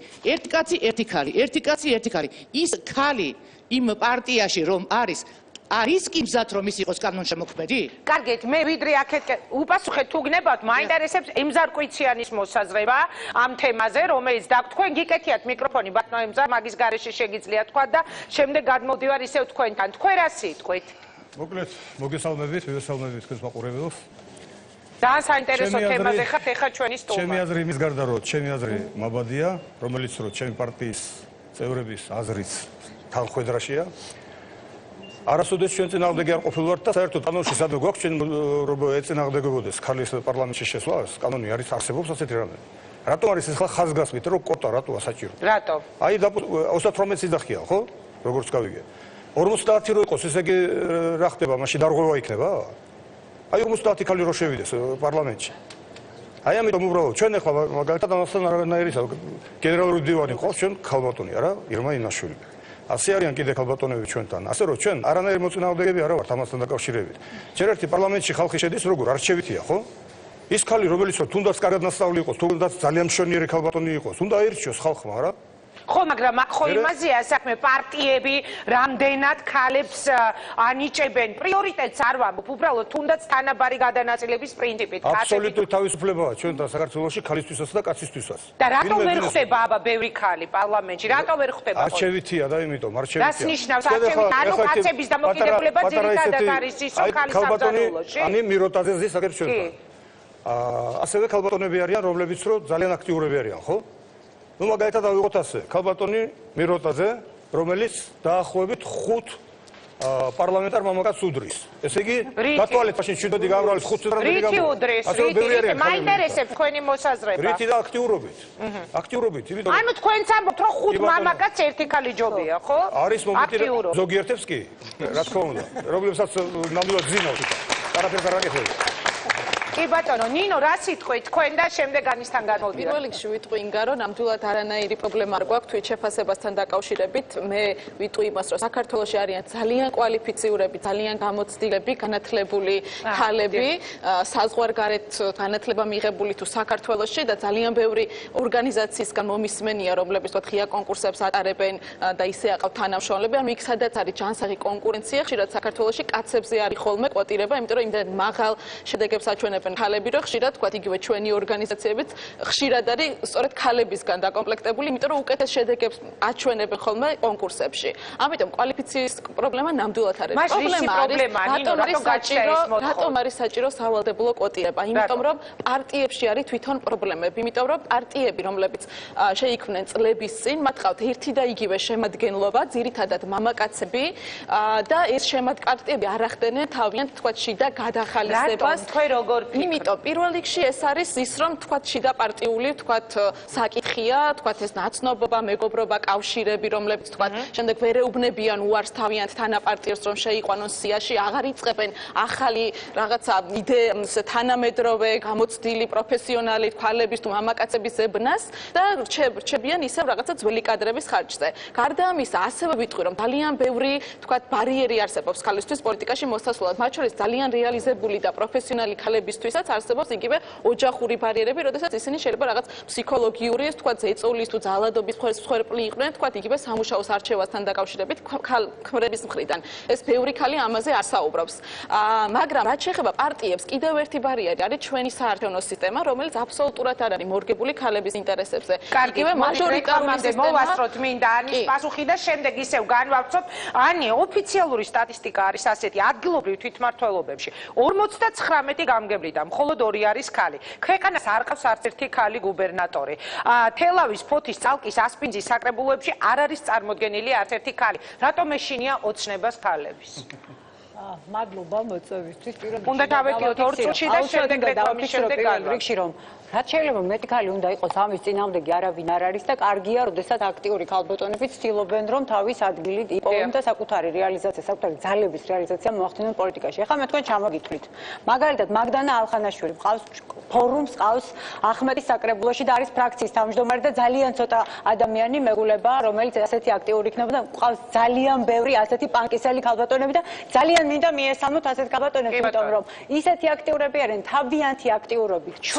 არა, მაშინ თუ ცოტა კი არც ერთი გუბერნატორი. მარინა კოკოევა, ასევე ყავს ლაგოდეხში, ონში ყავს მარინა ბერძე, ქეთევან სიხარულიძე, ელენა დაკაძე, მარია ყუდიაშვილი, ერთი წუთი. ჩემთან არ არის ჩვენს პარტიაში და ჩემს პარტიაში ეს ყველაფერი კარგად არის განსაზღვრული, რომ ჩვენ გვჭირდება აუცილებლად ბევრი ქალი, მაგრამ არასავალდებულო კვოტირებით, არამედ ჩვენ თვითონ პარტიამ აიღო ვალდებულება, რომ რაც შეიძლება ბევრი ქალი პარტიული ფორმატით გახადოს, უბრალოდ წარმოაჩინოს, აჩვენოს საზოგადოებას, რომ მას ეს რესურსი აქვს. უკაცრავად ქალების კი ვერ წარმოადგენთ საარჩევნო სიაში. უკაცრავად. გარდა ამისა, ჩვენ თვეში ორჯერ მაინც და დამეთანხმებიან არასამთავრობო ორგანიზაციების წარმომადგენლები არიან. თვეში ორჯერ მაინც გვაქვს გადამზადებები, შეხვედრები, კონსულტაციები ამ ქალბატონებთან და მინდა გითხრათ, რომ ეროვნულ ფორუმს აქვს ამბიციური გეგმა, რომ ყველანაირი სავალდებულო კვოტირების გარეშე მისი სია მომოწმება. მაგრამ რატომ გეშინიათ კვოტების ხელისუფლებას რეკლამის დროა თქვენი მიღებული კანონის უდავს რომ ეხა მოგწევთ? შიში არაფერი შუაში არ არის. მე ვფიქრობ, რომ თვითონ უნდა საკუთარ ძალებში მოძებნონ, საკუთარ პარტიაში მოძებნონ აქტიური ქალები. შესაბამისი ფორუმის მაგალითზე ლაპარაკობს ეხლა ანი კახაშარტავა გვერდით გაიწია და ანი მიროტაძე გაუშვა პარლამენტში. რეკლამის შემდეგ შემოგვიერთებიან ჩვენ დარბაზში მყოფი თითოეული სტუმარი ისაუბრებს ასევე თეატრალუკიანი მანნა ყობახიძე, მურმან დუმბადე. ვფიქრობ, რომ ძალიან საინტერესო თემა არ გადართოთ რეკლამის შემდეგ ეთერში ვარ. ქალები თუ კაცები ვინ უფრო არის ქართლის გამყედებელი.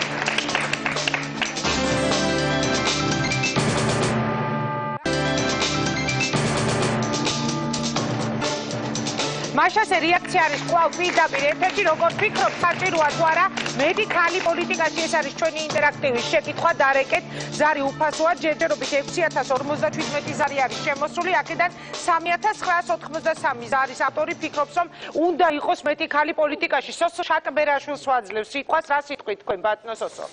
მოგესალმებით, პირველ რიგში დიდი მადლობა ასეთ აქტუალურ თემაზე რომ მომიწვიეთ თქვენ სტუდიაში. ჰოი დედანო, მარად ნეტარნო, კურთხევა თქვენ და კბილს სახსოვარნო. აი ასეთი სიტყვებით დაგაკისრათ დიდი მისია დიდმა პოეტმა.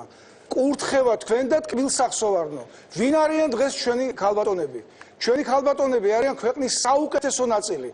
აქ ითქვა, რომ მე-19 საუკუნეში დაიწყო ქალთა მოძრაობაო. მე ვიტყვი, ქალთა მოძრაობა დაიწყო მე-4 საუკუნეში, როდესაც შუშანიკ დედოფალი აუჯანყდა თავის მეუღლეს, არ დათმო თავისი ქრისტიანობა თავის სიცოცხლის ფასად. აი პირველი აჯანყება ქალისა და ქალთა მოძრაობის დაწყება იწყება მე-4 საუკუნიდან.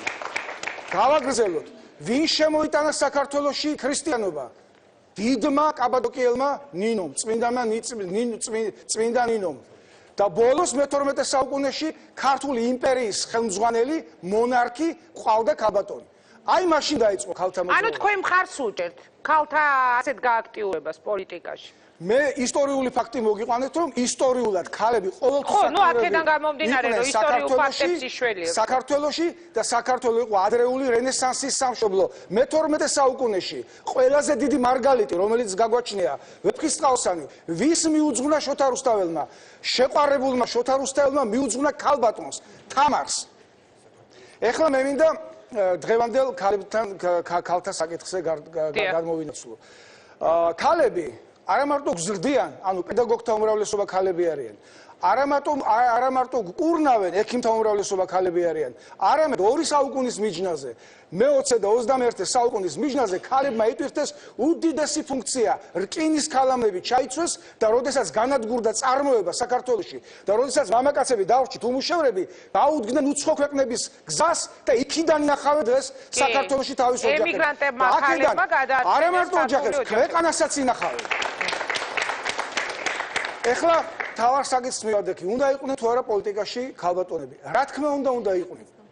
მაგრამ რომ არ არიან, რატომ არ არიან?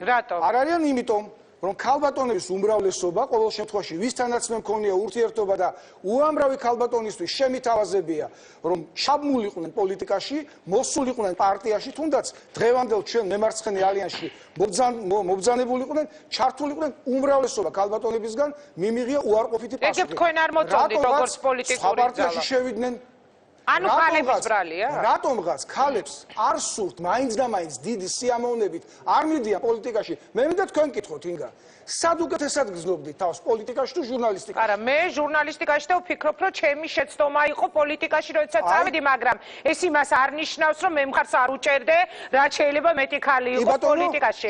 მე ჩემი ადგილი ვთვლი, რომ იყო ჟურნალისტიკაში და ეს იყო შეცდომა. აი როგორც თქვენ ფიქრობთ, რომ თქვენი ადგილი ჟურნალისტიკაშია, ბევრი ექიმი, ბევრი პედაგოგი, ვისაც შევთავაზეთ, თვლის, რომ მისი ადგილი არის იქ და არა პოლიტიკაში. ანუ ხელოვნურია ეს ყველაფერი, რასაც არა, ეს არ არის ხელოვნური. 11% საქართველოს პარლამენტის შემადგენლობისა არის ბუნებრივი და ძალიან დამამცირებლად მიმაჩნია კვოტირება. კვოტირება იყო საბჭოთა სისტემა.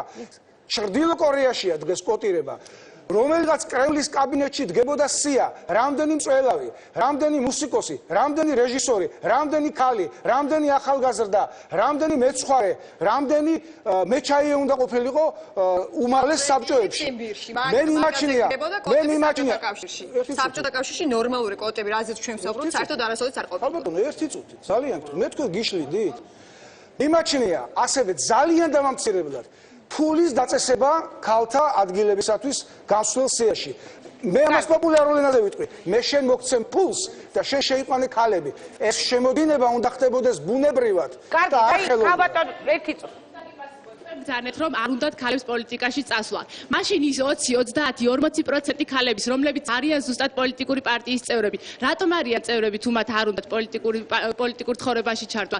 რატომ არიან ისინი წინასაარჩევნო პერიოდში ზუსტად ქალთა უმრავლესობას პოლიტიკაში არ უნდა და იმდენი პროცენტია ჩართული პოლიტიკაში, რამდენსაც სურვილი აქვს. აი ეს 11%, რომელიც დღეს საქართველოს პარლამენტშია, აი მე მოვიტანებ სოფლიო პარლამენტარებისში ქალთა პროცენტული რაოდენობა. 11% არის ბუნებრივი. იტალიის პარლამენტში არის 28%. პოლონეთის პარლამენტში არის ბუნებრივი მაშინ, როდესაც პარტიებში მინიმუმ 30% არის ქალი და ზუსტად ამ ქალებზე დგას პარტიული ცხოვრება წინასაარჩევნო პერიოდში თუ შემდეგ. ქალბატონმა ანიმ ბრძანა მაგდა ალხანაშვილიო, მაგდასთან ერთად ასობით ქალი არის ფორუმში გაერთიანებული და არა მხოლოდ ფორუმში, რომლებიც ძალიან კარგად შეასრულებდნენ მაგალითად საკრებულოებში სამუშაოებს. მე მინახავს საკრებულოს ანგარიშები, სადაც ზუსტად ქალებმა დააყენეს პრიორიტეტული საკითხები. ამიტომაც ქალებს ძალიანაც აქვს სურვილი, მაგრამ როგორ გავიდნენ თუ ისინი სიაში არ იქნებიან წარდგენილი. რატომ ვერ ხდებიან სიაში? აი გუპასუხებს. კი ბატონო, და კახაძაგანიას მივცემ სიტყვა. პირველ რიგში მინდა გითხრათ, რომ ძალიან მნიშვნელოვანია ის ფაქტი, რომ ჩვენ უნდა ვაღიაროთ რაშია ჩვენი პრობლემა. პირველი პრობლემა არის, რომ ჩვენი ქვეყნის პოლიტიკური პარტიები თავიანთი განვითარების როგორ გითხრათ, დაბალი განვითარების საფეხურზე არიან და სამწუხაროდ არ იღწვიან იმისთვის, რომ ავიდნენ უფრო მაღალ საფეხურზე. რაც უფრო დაბალია დემოკრატიული ხარისხი პოლიტიკურ პარტიაში, მით უფრო უჭირს ქალს მასში დაწინაურება.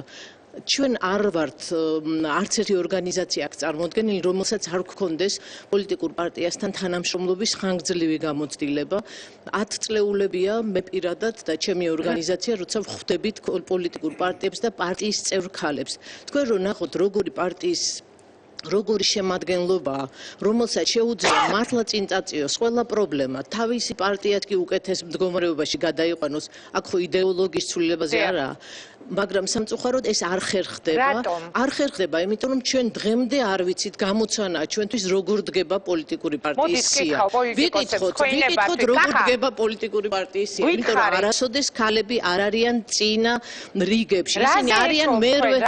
ნუ არ ვიცი ეხლა თქვენ ხო ბატონო შიდა პარტიული დემოკრატია არ არსებობს. ანუ ირჩევს სიას ადგენს რამდენიმე ადამიანი პარტიაში. ჩვენი ვარაუდით და ეს ადამიანები არიან კაცები. აჰა, გისმენ. დავიწყოთ იქიდან, რომ საერთოდ ქალებმა ხმის უფლების და ხმის მიცემის უფლება მოიპოვეს ჯერ კიდევ მე-20 საუკუნის დასაწყისში და ამერიკის შეერთებულ შტატებში 1920 წელს შევიდა კონსტიტუციაში ცვლილება, რის შედეგადაც ქალბატონებს მიეცათ უფლება, რომ არჩევნებში მიიღოთ მონაწილეობა.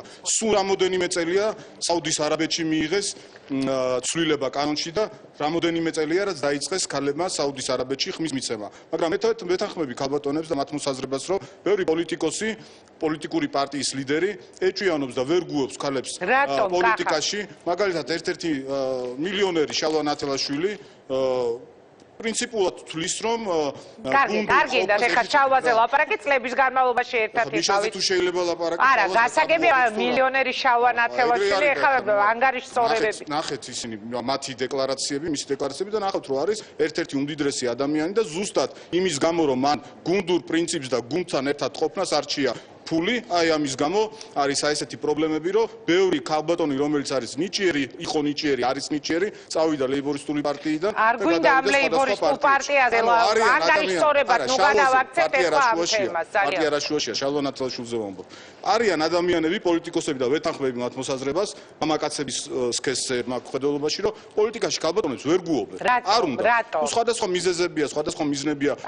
ზოგს ფობიები აქვს, მე ხა არ ვიცი, ექიმი არა ვარ და არ შემიძლია თქვა რომელი პოლიტიკოს რა შიშები აქვს და რა ფობიები აქვს, მაგრამ ნამდვილად ესე არის და ეს შედეგებიც ნამდვილად აჩვენებს ამას და მე იცით ის მოსაზრება ვქო და ჩვენ ალბათ ჩვენი პარტია ალბათ შემოარო უნდა წავახალისოს. რისი ფობია აქვს ქალებს? არ ვიცი, მე ხო ექიმი არა ვარ, მეთქი იურისტი ვარ და შემიძლია იურიდიული შეფასება მივცე, მაგრამ ამას იურიდიული შეფასება ვერ იმას იზავს, ვერ ამას ჭირდება სამედიცინო დასკვნები. დიდი ბოდიში, ანუ თქვენ ბრძანებთ, ერთი კითხვა მაქვს, თუ შეიძლება თქვენ ბრძანებთ, რომ კაცები წვეტენ? მე ხო საქართველოში ძალიან ხშირ შემთხვევაში და ხშირ პარტიებში, ყველა შემთხვევაში არა, რა თქმა უნდა, მაგრამ ხშირ შემთხვევაში კაცების ფობიების გამო ხდება ის, რომ ქალბატონები იბლოკებიან, მაგრამ ეს იმას არ ნიშნავს, რომ რა თქმა უნდა, ყოტირება უნდა დაუწესო.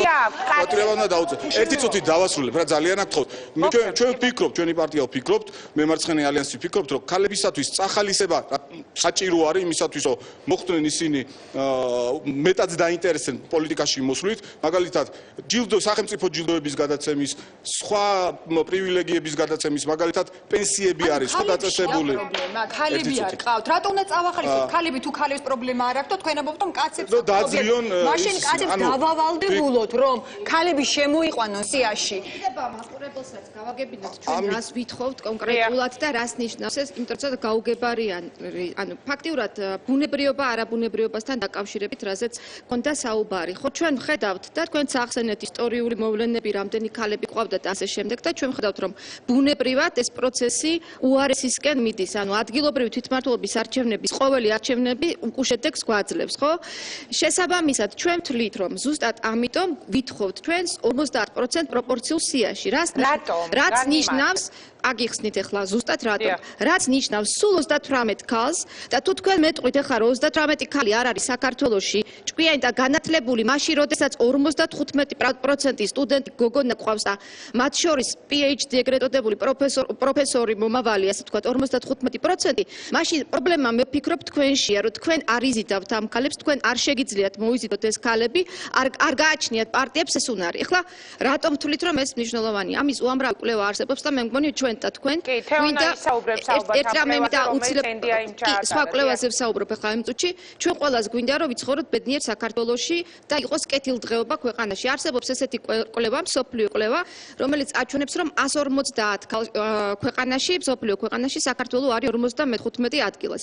აი ამ ქვეყნებში, რომლებიც არის პირველ ათეულში და ესენი არიან ნორვეგია, დანია, ფინეთი, ბრაზილია და ასე შემდეგ, ამ ქვეყნებში ქალთა წარმომადგენლობა არის 30%-დან 40%-მდე მერყეობს და თითქმის კი არა ყველა ამ ქვეყნებში არის მიღებული კვოტები. უმრავლესობაში არის შიდა პარტიული კვოტები, იმიტომ რომ პარტიები თავად მივიდნენ აქამდე ორ ქვეყანაში არის მიღებული როგორც საკანონმდებლო, სავალდებულო ის რასაც ჩვენ ვიხობთ და ისლანდიაში არის მაგალითად როგორც საკანონმდებლო, ისე პარტიული. ასევე ჩვენმა ქალებმა ძალიან კარგად თქვეს რა გააკეთეს ქალებმა, თუნდაც დღევანდელ საქართველოში და ამის ნათელი მაგალითი არის საბავშვო ბაღების რეფორმა თინა ხიდაშელის, რომელზედაც ზუსტად ჩვენი ქალები, როდესაც მოვლენ პოლიტიკაში, დააშენებენ აი იმ დაწყებულ საქმეს და რაც გააკეთეს ამ კი ბატონო, აუცილებლად უნდა ვთქვათ ჩვენ სტამბულის კონვენციის რატიფიცირება, რომელიც ქალბატონმა თია წულუგანმა დაიწყო ხელმოწერა და ეს არის უმძიმესი პრობლემა ქალთა მიმართ ძალადობა და სწორედ ეს კონვენცია გვაძლევს შესაძლებლობას მოვახდინოთ კანონმდებლობის დახვეწა იმისთვის, რომ ჩვენი გოგონები არ იყვნენ, ქალები არ იყვნენ მოკლული, რაც საშინელი სტატისტიკა გვაქვს და ყოველდღიურად ორგანიზაციაში სულ უფრო და უფრო მეტი ქალი მოდის ფემიციდის საშიშროებას. აქედან 2011 წელს ძალადობის მსხვერპლი იყო 24 ქალი. აქედან 3 მოკლა მეუღლემ, 2 შვილმა, 1 ძმამ. 2012 წელს დაფიქსირებულია ქალთა მიმართ ძალადობის 6 ფაქტი, 5 შემთხვევაში ცოლი მოკლა ქმარმა. 2013 წელს მოკლულია 21 ქალი. ყველაზე საგანგაშო იყო ამ მხრივ 2014 წელი. 11 თვის მონაცემებით საქართველოში 22 ქალი მოკლეს. მოკლუებს შორის იყვნენ ფეხმძიმე ქალებიც. ეს არის ჩვენი საგანგაშო სტატისტიკა. ბრძანეთ რაღაცის თქმა გინდა და ისევ გადმოვინაცვლებ აქეთ. გისმენთ? მოგესალმებით, გავაგრძელებ თემას, დღეს არსებულ თემას ქალებთან დამოკიდებულებაში. ძირითადად ჩემი აზრით ქალები პოლიტიკაში მიტომ არ არიან, რომ არ არის სამოქალაქო ჩართულობა ქალების მხრივ. ანუ მე ვგულისხმობ, არ არის ამ კუთხით თვით არასამთავრობო სექტორში და სამოქალაქო სექტორში განვითარებული მუშაობა ამ კუთხით უფრო მეტი აქტიურობა, რა თქმა უნდა, მივესალმები ყველა მათთაგანს, მივესალმები აბსოლუტურად და მხარს უჭერ, მიღეთ ჩემი კომპლიმენტი თქვენ საქმიანობაში და უფრო მეტი ჩართულობა საჭირო და კიდევ გამოვეხმაურები ბატონ გახას აბსოლუტურად მე უარყოფ იმ თემას, რომ ბატონი შალვა არის მილიონერი, მე რაღაცა არ მონიარებს. გადაცემაში არ მინდა პოლიტიკური ანგარიშის წორებები და ურთიერთკავშირები. საბანკო ანგარიშებს აჩვენებენ. პოლიტიკოსები არ წყვეტენ ამას. ეს ყველაფერი არის თვითონ ქალთა საზოგადოების კარგი, გასაგებია. ბრძანეთ, ბატონო, შეიძლება ზუსტად ნახევარი წუთი დამჭირდება ძალადობასთან დაკავშირებით, აბსოლუტურად კარგად მესმის. კი, მოგცემ თანი სიტყვა. გამოვეხმაუროთ, თითქოს ეს კვოტა, ეს არის რაღაცა საბჭოთა გადმონაშთი. ძალიან დიდი ბოდიში, მაგრამ საფრანგეთის კონსტიტუცია, ესპანეთის, პორტუგალის, ბელგიის კანონების საარჩევნო კანონმდებლობა, რომელიც გენდერულ კვოტას აღიარებს, ეს საბჭოთა გადმონაშთია და ევროპის 200 პარტია სადაც გენდერული კვოტირება არის, ეს არის საბჭოთა გადმონაშთი. ეხლა იმ გამოდით დაუბრუნდეთ, რატომ ეშინიათ კვოტის პოლიტიკურ პარტიებს. იმ შემთხვევაში თუ ეს იგივე საფრანგეთის კონსტიტუცია აღხსენეს, სადაც კვოტა მუნიციპალურ რჩევლებზე არის ხო დანერგილი, ორჯერ საფრანგეთის იუსტიციის საბჭომ, რომელმაც მწვანე შუქი უნდა აუნთოს ნებისმიერ ცვლილებას, თქვა რომ იცით, არჩევნები ეს არის დემოკრატიული პროცესი, ხელისუფლების წყარო არის ხალხი და აირჩევენ იმას, ვისაც სურთ და კვოტა ეს არის უხეში ჩარევა. მაგრამ გარკვეული პერიოდის მერე იქ ვითარება შეიცვალა და საზოგადოებამ მიხვდა, რომ de facto და de jure უფლებები ეს არის განსხვავებული და სხვადასხვა ასეთი შესაძლებლობების დროს აუცილებელი არის რაღაც მაკომპენსირებელი მექანიზმი შექმნა, რომელიც სოციალურ კონსენსუსს შექმნის საზოგადოებაში. რატომ ეშინიათ პოლიტიკურ პარტიებს ნებისმიერ ქვეყანაში კვოტას ჰქონდა საკმაოდ რატომ რაში არის პრობლემა? აი ეს არის დღევანდელ ვითარებაში ვთქვათ ის საკანონმდებლო ინიციატივა, რომელიც ჩვენ გვაქვს, ასე ვთქვათ, შემუშავებული, შეიძლება პრობლემებს ქმნიდეს გარკვეულ პოლიტიკურ პარტიებში, იმიტომ რომ გენდერული კვოტირება იქნება 50% თუ სხვა ტიპის პროპორციული საარჩევნო სისტემის პირობებში, მთლიანად რესტრუქტურიზაციას გაუკეთებს პოლიტიკური პარტიებში სიების ფორმირების ბუნდოვან და შედეგად არადემოკრატიულ წესებს. საკუთარი წამყვანი პოზიციების დათმობი და სიების ფორმირების პროცესის გადემოკრატიულება. კარგით, ეხლავე თეონას ვადევ სიტყვას, მანამდე იმზარკვისიანს მინდა მილსე პასუხისთვის რა სიტყვით. კაცებს ეშინიათ საკუთარი წამყვანი პოზიციების დაკარგვისა და ამის გამო ხდება ქალების ჩაჩოჩება, ასე ვთქვათ, ხო? არ ვფიქრობ მაგას მასე. მე დავაფიქსირეთ ჩემი აზრი, რა თქმა უნდა, მაგრამ ეხლა არსებობს კიდე სახელმწიფოში არსებობს ასეთი სამსახური კონტრდაზვერვა. აი რას ფიქრობს კონტრდაზვერვა მაგასთან დაკავშირებით, რომ უცხოეთიდან არის თავს მოხვეული კვოტა, რომელიც მაინდამაინც უნდა იყოს 38 ქალი. რატო? რატო არა 50, რატო არა 60? 70 რატო არა? აი ამიტომ ერთი წუთით უკაცრავად ხალბატონო, უკაცრავად, გისმენდით, გისმენდით. უკაცრავად. კვოტა რატომ არის საერთოდ კვოტა? ეს არის იძულებითი წესია კვოტა, ხო? ვისი მხრიდან იძულება? ვისი მხრიდან ვინც წამოწია ეს საკითხი? კიდევ ერთხელ გეუბნები. რატომ რას გაიძულებენ? ქალები იყვნენ. როდესაც კვოტა არის, ეს არის იძულებითი. დროებითი სპეციალური ღონისძიება, დროებითი შესაბამისი შედეგის მიღებამდე. შესაბამისი შედეგი არის ორფრთიანი ფრინველი, რომელსაც შეუძლია თანაბრად სივრცეში განავითაროს თავისი ქვეყანა და არა ფთამუტეხილი, როდესაც ქალები არიან წამოდგენილი. მაგრამ ენზარკუციანს გონია, რომ ეს არის ხელოვნური და თავსმოხვეულიო და რატომ? აი ვის ინტერესია რომ იყოს 35 კალე? რას აკეთებდა იქ პრინციპის გატარება ცხოვრებაში როგორ შეიძლება იყოს თავსმოხვეული და არ იყოს ქართული მოусმინოთ გვიპასუხოს და წავიკითხოთ ნიკოლაძე წავიკითხოთ ჭავჭავაძე და ვნახავთ რომ ეს თანასწორობა არის ქართული იდეოლოგიის ნაწილი და არ არის ეს შემოტანი გეტყვით ახლა მე თქვენ ჩემს ოჯახში 4 და მყავს ხო და ძლები მყავს კიდე ხო სულ ყველა შემოვიყვანდი პარლამენტში არ მაქვს არანაირი პრობლემა ვინ თქვა რომ წინააღმდეგი ვართ მამაკაცები ქალების პარლამენტში შემოსვლაზეო თავარი აგვირჩიონ და არჩევითაა ხო ეს ყველაფერი რატომ გაქვთ ჩვენ მაგალითად აი ერთი წუთი ჩაიწერა ქალი როგორ ავირჩიო თუ არ დადგა ქალის კანდიდატურა აი რანაირად აირჩიეს ამომრჩეველმა საქართველოში 70% მოსახლეობის მხარს უჭერს კვოტირებას და ქალთა პოლიტიკური მონაწილეობის გადას მაგრამ პარტიებს ეს არ აინტერესებთ რატომ არ აინტერესებთ საზოგადოებრივი აზრი და აინტერესებთ საკუთარი ადგილების შენარჩუნება პარტიაში აი ეს არის ჭეშმარიტება დაასრულეთ. იგი ეხავე თეონასვაძე. თქვი და გადმოვდივარ სწორედ კვლევების. პატრიოტთა ალიანსში 9 კაციანი არის საბჭო, ხო? პოლიტიკური პოლიცაბჭო. აქედან არის 4 ქალი. რა არ გვაინტერესებს? ანუ თქვენს თავს მოგახვიეთ ძალით? რატო ვინ მოგახვია? არა, თქვენ თქვით რომ თავს მოხვეულიაო ეს საერთოდ. ეხლა რომ თქვით თქვენ რომ 4 კი არა 3 უნდა იყოსო, თავს მოხვეული არ იქნება? ვინ გახვევთ ხო თავს? აი ვიცი და ხის იმას რომ მაინდამაც 38 ქალი უნდა იყოსო. ეს რა თავს მოხდა? 38 ეს 38 50%-ია საუბარი. პროპორციული სიის 50%. პროპორციული სია იქნებ 60 ქალი გამოინახა ისეთი რომელიც რომ უკეთესები არიან. გამოიყვანეთ რომ მინიმუმ უნდა იყოს 50%. მოდით მე NDI-ის ბატონო 70-90%-ზე ჩვენ ამის წინააღმდეგი ვართ. ჩვენ ვართ წინააღმდეგი დისბალანსის. ჩვენ არ ვითხოვთ რომ ქალები იყვნენ 60% ანუ უნდა იყოს ბალანსი 50-50 არის იდეალური ვარიანტი, როცა საუბარია ნამდვილ 40-20. და რატომ მე წინააღმდეგება და უშუალოდ ხელისუფლება რატომ გახდა ეს პრობლემა ამ საკითხის გატანა? ანი გვეტყვის ამას, მაგრამ NDI-ის კვლევებზე მინდა თეონამ თქვას თავისი პასუხი ჩაატარეს კვლევა და რა აღმოჩნდა, როგორი არის მოსახლეობის განწყობა. ჩვენ ჩავატარეთ ჩარშან კვლევა, გენდერული კვლევა, საკმაოდ დიდი 4000-მდე რესპონდენტს მოიცავდა ეს კვლევა. ამ კვლევის მიხედვით რამდენიმე მნიშვნელოვანი მიგნება მინდა გაგიზიარო. ერთ-ერთი ის რომ გამოკითხულთა 68% ამ ქვეყანაში მიიჩნევს ახალგაზრდები, ამ შემთხვევაში მიიჩნევს რომ ქვეყანაში გენდერული თანასწორობა არ არის, რაც ძალიან ისეთი პოზიტიური მაჩვენებელია, მე ვიტყოდი, იმიტომ რომ ამდენი ახალგაზრდა მიიჩნევს რომ ქვეყანაში არ არის გენდერული თანასწორობა.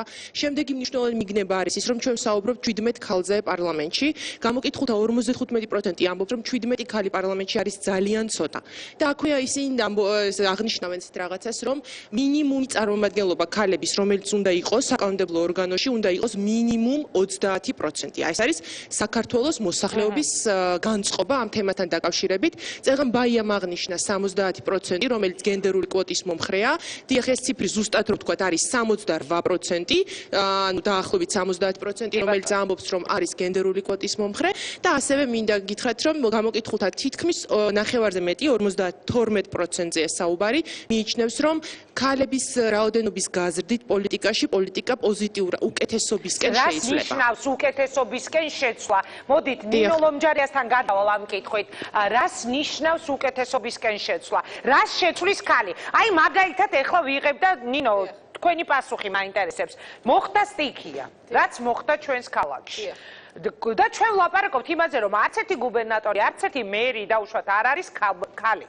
რა შეცვლიდა ამ შემთხვევაში, რომ აი იმ იგივე მერიის სამსახურების წამყვანი პოზიციები დაკავებული ქონდათ ქალებს. აი ეს მაინტერესებს, ალბათ ძალიან ბევრ მაყურებელს. კი, ვიტყვი, განსაკუთრებით მნიშვნელოვანია ხოლმე ქალთა როლი, როდესაც არსებობს სწორედ სტიქიური უბედურებები, როდესაც არსებობს ომის შემდგომი ან ომის პერიოდები, იმიტომ რომ იგივე აი ესეთ ვითარებაში გაზარალებულ ქალებს, განსაკუთრებით და ბავშვებს აქვთ სპეციფიური საჭიროებები, რომელთა შესახებაც ინფორმაცია ძალიან ნაკლებად აქვს საქართველოში მამაკაცებს. ამიტომ სწორედ ასეთ დაზარალებულ მოსახლეობის საჭიროებებზე ის რაღაც თქვათ სპეციფიურ რაღაცა მოთხოვნილებებს, რაც ქალებს და ბავშვებს და თუნდაც ზოგადად ადამიანებს გაჩნიათ ესეთ განსაკუთრებულ ვითარებაზე, მეტი ინფორმაცია, მეტი ცოდნა და მეტი მგრძნობელობა აქვს სწორედ ქალებს. ანუ ქალი უფრო სენსიტიურია მსგავს თემებთან, მან იცის რა სჭირდება ქალს, ბავშვს, როდესაც ისინი ქუჩაში არიან, რა არის პირველადი დახმარების საჭიროება მათთვის, რაზე უნდა ისურვონ, რა უნდა მიაწოდონ და ასე შემდეგ. ანუ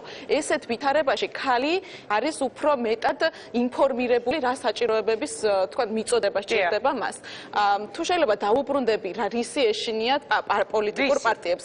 მე ვფიქრობ, რომ ამასთან დაკავშირებით ქართული ოცნება წინააღმდეგია ამ კვოტირების, მაგრამ ზოგადად წინააღმდეგი არის ის 90% მამაკაცების, ვინც არიან პარლამენტში. ანუ ჩვენ ვესაუბრებით პარლამენტის 90% მამაკაც და ვარწმუნებთ იმაში, რომ რამდენად კარგია, რომ მათ უარი თქვან თავიანთ ძალაუფლებაზე და ეს ძალაუფლება დაუქვან უფრო პროგრესულ, ესე ვთქვათ, ახალ სახეებს, განათლებულ პროფესიონალ ქალებს. ძალიან რთულია, ხო? აი ძალიან წამგებიან ბრძოლაში 90%-ს ვარწმუნებ, რატო უნდა დაკარგონ მათ ძალაუფლება. რა თქმა უნდა, ამის წინააღმდეგები არიან პარტიები, იმიტომ რომ მათ სწორად აღნიშნეთ, მათ მოუწევთ გადახალისება თავიანთი შემადგენლობით და კიდევ ერთხელ ვიტყვი, რომ 50% კვოტა, რასაც ჩვენ ვითხოვთ, ეს არის მოთხოვნა მხოლოდ პროპორციული სიის მიმართ. რის შედეგადაც ჩვენ მივიღეთ იმას, რომ მთელი პარლამენტის 25% იქნება ქალი. ანუ ჩვენ არ ვითხოვთ პარლამენტში 50%-ის წარმომადგენლობა, 25%-ზე არის საუბარი, რაზეც კატეგორიული წინააღმდეგია, რა თქმა უნდა, პარლამენტის 90%. მესმის თქვენი განმარტებები, ეხლავე ერთი წუთით ანის მინდა სიტყვა მივცე და მანაკობახიძე ჩაგორთება, მაგრამ მე მაქვს კიდე რაღაცა ის სხვა კითხვები. ქალებთან მიმართებაში მიდის ძალიან სერიოზული გაცხრილვა. მაგალითად, თუ შეგიძლიათ ანი მითხრათ, რომ ორჯერ ან სამჯერ გათხოვილი ქალი არის სადმე წარმოდგენილი რეგიონში რომელიმე თანამდებობაზე. თუ შეგიძლიათ მითხრათ, რომ კაცებს ჩაცმულობაზე ისეთ თხოვენ პასუხს, როგორც თხოვენ ქალბატონებს და ასე შემდეგ. ამას გეკითხებით თქვენ, როგორც ქალს. იმიტომ რომ რაღაცნაირად ისე ხდება რა საქართველოში, ქალი არის დიდი დაკვირვების ქვეშ, როგორი კაბააცია, რა სიგრძის კაბააცია, როგორ გამოიყურება. არ შეიძლება იყოს ორჯერ ან სამჯერ გათხოვილი, იმიტომ რომ შეიძლება იქ რაღაც კითხვის ნიშნები გაჩნდეს და ასე შემდეგ. რატომ? ხომ არ ფიქრობთ, რომ ეს არის დისკრიმინაცია სწორედ ქალების? როცა პოლიტიკურ გათვლებზე არის ლაპარაკი და აი უნდა გამოვიდეს ლიდერი და ეს გასათხოვარია, კარგი გოგოა, ჯერ გათხოვილი არ ყოფილა, გამოდი, ბიძინა ივანიშვილმა რო თქვა, მაგალითად თქვენს კოლეგა ჩაფიძეზე, ეხა ის გამახსენდა. არაფერს ვერ ჩი ამ შემთხვევაში ელისას. უბრალოდ, ანუ ხაზგასმა ხდება, რომ აი ეს არის გასათხოვარი, ნახეთ რა კარგი გოგოა, საპატარძლო გოგოა, დამისახელეთ ორჯერ ან სამჯერ გათხოვილი ქალი, რომელიც შეიძლება არის წამყვან პოზიციაზე. არ მიფიქრია მარტო. უნდა იფიქრო, თამაშია. ამ მიმართულებით არასოდეს მიფიქრია ორჯერ ან სამჯერ გათხოვილი მოხდა თუ არ მოხდა სადმე. ეხა შეიძლება ეს ცოტა გავაყვიკლე ამბავი, მაგრამ მართლა არ მიფიქრე ამაზე, ეხა აუცილებლად ვიფიქრებ და მოვიკითხავ თუ არის ასეთი ქალები და მე პირადად, აი არ ჩემი ჩაცმის სტილიდან გამომდინარე არასოდეს პრობლემები არ მქონია და არ ყოფილა არასოდეს განსჯის საგანი რომ თქვათ ასე თუ ჩავიცავ, კარგი ვიქნები, ან თუ ისე ჩავიცავ, არ ვიქნები. არა, მე სხვა ბატონო პრობლემა. თქვენ კოლეგებს ქონიათ ძალიან ბევრი პრობლემა. ჩვენ გვინახავს მათი საჯარო გაკითხვა. დაწყებული თავდაცვის მინისტრიდან, ხო ხან კოსტუმს უწუნებენ, ხან ფეხსაცმელს უწუნებენ, ხან ყველა შაბი ამისფერი რატო გაცვიათო და ასე შემდეგ უამრავი შემთხვევა იყო ხა. კაცის შემთხვევა არ გახსენდება. მაგრამ ამას მამაკაცები აკეთებენ, მარტო ამას აკეთებენ მამაკაცები. ამას აკეთებს საზოგადოება. საზოგადოება. მე ამიტომ ვამბობ, რომ მე არ მქონია ესეთი პირდაპირ, ალბათ მეც დავფიქრდებოდი, მაგრამ ნამდვილად არ მქონია. და დარწმუნებული ვარ, თუ გამკითხავს, ალბათ ქალბატონის გამკითხავს და მამაკაცის გამკითხავს. თუ არ იქნება შედარებით ქალი არის ამ ქვეყანაში რაღაც განსაკუთრებული დაკვირვების ობიექტი და სოსო შატბერაშვილს ეხა რაცია არავინ არ უყურებს მაგრამ აი რას ჩაისმევს რუსუდან კერვალიშვილი ეს უკვე დაკვირვების საგანია ეს რაღაცნაირი დისკრიმინაციული მოაგვიკრძალავთ რომ ლამას ქალს გავაყოლოთ თვალი როგორი ვარცხილობა აქვს როგორი ყავა მოაგვიკრძალავთ ამას რა თქვი და ანი განაგრძობს საუბარს პარტიულ თემაზე დიახ ისე დეტალებში შევდივართ რომელიც თითქოს შეიძლება საინტერესო არ იყოს მაგრამ საბოლოო ჯამში მივდივართ იქამდე რომ პოლიტიკური პარტიები თხოვენ აბსოლუტურ სრულყოფილებას ქალს და ნაკლებს თხოვენ მამაკაცს ანუ დასკვნა ეს არის მე მინდა საფრანგეთი ვახსენეთ ბევრის მხრივ მაგალითია იმიტომ რომ ძალიან ესეთი კვოტირების სისტემაა, სადაც მაღალ დონეზე ბევრ საწარმოშიც კი არის 50%-იანი სავალდებულო წარმომადგენლობა ქალების, მას შემდეგ, რაც საფრანგეთში შემოვიდა კვოტირების სისტემა, გაცილებით აიმაღლა პოლიტიკური პარტიების კვალიფიკაციამ. იმიტომ, რომ პოლიტიკურმა პარტიებმა დაიწყეს კვალიფიციური, ახალგაზრდა, რაღაცა განსაკუთრებული განათლება მიღებული ქალების მოძიება და ეს ქალები საზოგადოებაში არსებობენ 53%. ქალები სად არიან? არ არიან პარტიებში, მაგრამ მოძებნონ პარტიებმა. დაახილონ ფარდ თვალები. 50% არის ქალი. აქ ლაპარაკი იყო იმაზე, ბატონი სოსო ამბობდა, რომ აი ბუნებრივათო, ვინ უშლისო ხელსო. ბატონო სოსო, ჩვენ გელაპარაკებით კვლევებით საქართველოს მაგალითზე 50 წელიწადი სჭირდება იმას, რომ ჩვენი სავალალო 11% გაუთანაბრდეს 25%-იან მსოფლიო მაჩვენებელს პარლამენტების და 50 წელი ვიცადოთ, როდის მივახწევთ ამ შედეგს. მადლობა. არახეთ, რამდენ ქალს უნდა მოსვლა პოლიტიკაში. აი აქ სულ ქალბატონებიდან აწიონ ხელი რამდენს უნდა პოლიტიკაში მოსვლა. იცით რაშია საქმე? არასამთავრობო ძალიან არასწორია, როდესაც პირადი მაგალითებით იწყება ლაპარაკი. შეიძლება აწიოთო ხელიო და აი აწიეს. აი რამდენს უნდა? სულ 3-4 აწია ხელი. არა 3-4 არა ძალიან ბევრმა აწია. საქმე იმაშია რომ შეიძლება მე პირადად არანაირი დაბრკოლება დეპატიჟები ჩვენ პარტიაში სულ არ შემქმნია, მაგრამ არ შეიძლება ჩემი კონკრეტული და ჩემი წრის მაგალითებით ვიმსჯელო.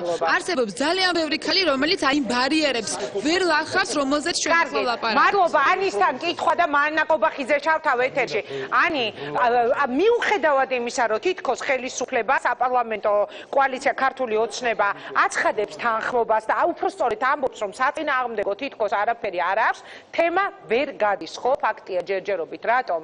არა, ესე ვერ გადის, არა, მე რამდენადაც მახსოვს ეს ინიციატივა შემოვიდა ერთი თვე არ არის. ერთი თვე არ არის, რაც მე გავიგე რომ შემოსულია ინიციატივა, აქვე მინდა ვთქვა რომ მართლა არ არის ახლა ესეთი დამოკიდებულება რომ არ გვინდა ეს ბევრი ქალი პოლიტიკაში და პარლამენტში მართლა არ არის ახლა ვის როგორი პარტიული შეხედულება აქვს ეს ცალკე სალაპარაკო თემა არის, მაგრამ ზოგადად კოალიციაში ეს განწყობა ნამდვილად არ არის რომ მაინც 17 ქალი უნდა იყოს და არა ვთქვა 23, 30 და ასე შემდეგ.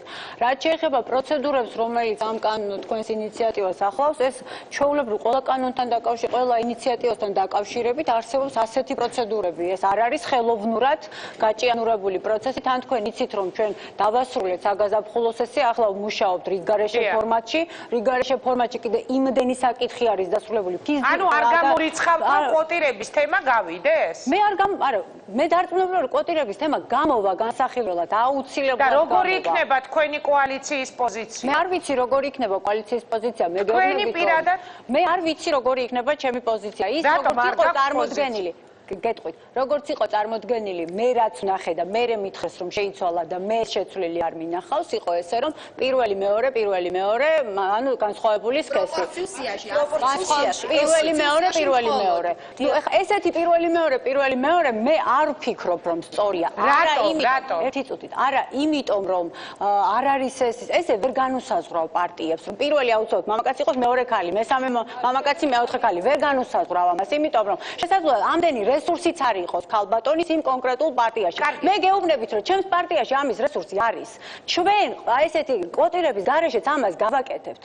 ასე რომ თუ თქვენ შიში გაქვთ იმის, რომ ეროვნულ ფორუმში ეს არ იქნება, ეს იქნება, მე გეუბნებით ამას. მაგრამ ის რომ კვოტირება რაღაცა შეცვლის, მე ზუსტად ვიცი, რომ შესაძლოა პარტიები მართლა დადგნენ იმის წინაშე, რომ ამ რაოდენობის ქალი უბრალოდ არ ყავდეს, რომ ჩასვან სიაში. 38 ქალი არ არსებობს საქართველოში, აი ამას. არა, მე გეუბნებით კონკრეტულ პარტიებს. ბაია, მაგალითად გეუბნებით კონკრეტულ პარტიას შეიძლება არ ყავდეს იმდენი ქალი, რომ პირველი, მეორე, ესეთი ჩასვან სიაში ქალები. საქმე იმაშია, რომ თქვენ ალბათ იცით ნამდვილად ეყოლება. ვიცით რომ ერთი პარტია ვერ აიღებს ყველას, ხო 150 ვეხმა. შესაბამისად, გამსვლელ პოზიციებზე ყველა პარტიას ეყოლება ნამდვილად იმდენი ქალი, რომ ყოველი მეორე ჩასვას და აქვე დავამატებ ჩვენ მაჟორიტარულ სისტემას არ ვეხებით და ჩასვანი კაცები თუ ძალიან უნდათ, მაგრამ ჩვენ ხარს უჭერთ სისტემის ცვლილებას. იმიტომ რომ ჩვენ ზოგადად ხარს უჭერთ სისტემის ცვლილებას და მიგვაჩნია რომ საერთოდ უნდა გადავიდეს პროპორციულ სისტემაზე და მაშინ აღარ მოვითხოვთ 50%. მანანა კობახიძეს დავპირდაპირ ეთერში სისტემაზე. თუგა რაიმედი მანანა კობახიძესთან, რომელიც არის უშუალოდ ჩართული ამ თემაში, თქვენი შეკითხვით გადავიდოდი. ქალბატონო რუსუდან. ცნობილია თუ არა ქალბატონი მანანასთვის რომ 1,120,000-მა ქალმა ადგილობრივი თვითმმართველობის არჩევნებში ვერ მიიღო მონაწილეობა. არ მონაწილეობდა არჩევნებში. ეს არის ამომრჩეველი საქართველოს ამომრჩევლების 1/3. რატომ ვერ მიიღო? ანუ ქალების 40%-მა 60% მოვიდა და 60 არის. 60% ქალებისა არჩევნებში არ მონაწილეობდა. ამას ძალიან ბევრი მიზეზი აქვს და ეს ეონა, თქვენ ხომ არ გაქვთ პასუხი კვლევების მიხედვით? კარგით, მანანა კობახიძე, პარლამენტის ვიცე-სპიკერი გვერდება პირდაპირ ეთერში. შეკითხვა დასმულია უკვე საღამომშვიდობისა ქალბატონო მანანა, მადლობა რომ იღებთ გადაცემაში მონაწილეობას. დიდ დროს არ დაგართმევთ, გვაინტერესებს როგორი არის თქვენი პოზიცია ამ თემასთან მიმართებაში. პირველ რიგში მოგესალმებით, ინგა, მივესალმები ყველას, თქვენ სტუდიის სტუმრებს. ძალიან მნიშვნელოვანი დისკუსია გაქვს და მინდა ვთქვა, რომ მადლობა ამისთვის, ასე ფართოდ ამ თემის გაშუქებისთვის და ალბათ ერთი გადაცემა ამას ნამდვილად არ ეყოფა. ძალიან სერიოზული თემებია და არ შეიძლება მხოლოდ კვოტირებაზე ვისაუბროთ. რა თქმა უნდა ვისაუბროთ იმაზე, თუ რატომ არის დღევანდელი პოლიტიკა ასე ნაკლებად წარმოდგენილი ქალებით და რაშია პრობლემა. საზოგადოებას აქვს პრობლემა, თვითონ ქალებს აქვს ბარიერები, აქ იყო საუბარი თქვენი სტუმრების მხრიდან ამაზე. როგორია დამოკიდებულება, სტერეოტიპები, სტიგმები, რა უნდა გაკეთდეს ამისთვის. ეს არის თემები, რომელზეც მე და ჩემი კოლეგები და სხვათა შორის ის ადამიანები, რომლებიც ახლა სტუდიაში არიან და მე მინდა მივესალმო განსაკუთრებით იმ ჯგუფს, ქალთა ორგანიზაციების, რომლებიც ძალიან ინტენსიურად მუშაობენ ამ თემებზე. აქვს ძალიან საინტერესო კვლევები, ძალიან სერიოზული დისკუსიები აქვს მათ ცალკეულ პარტიებთან და მათ შორის კოალიციაში შემავალ პარტიებთან და არაერთი კონფერენცია, არაერთი მგვალი მაგი და არაერთი ფორუმი მიეძღვნა ამ თემას და მე მინდა მადლობა უთხრა ყველა ადამიანს და სხვათა შორის იმათაც, ვინც არის მოწინააღმდეგე ამ კვოტების. ქალბატონო მანანა, თქვენი პირადი პოზიცია და კოალიციისა როგორია?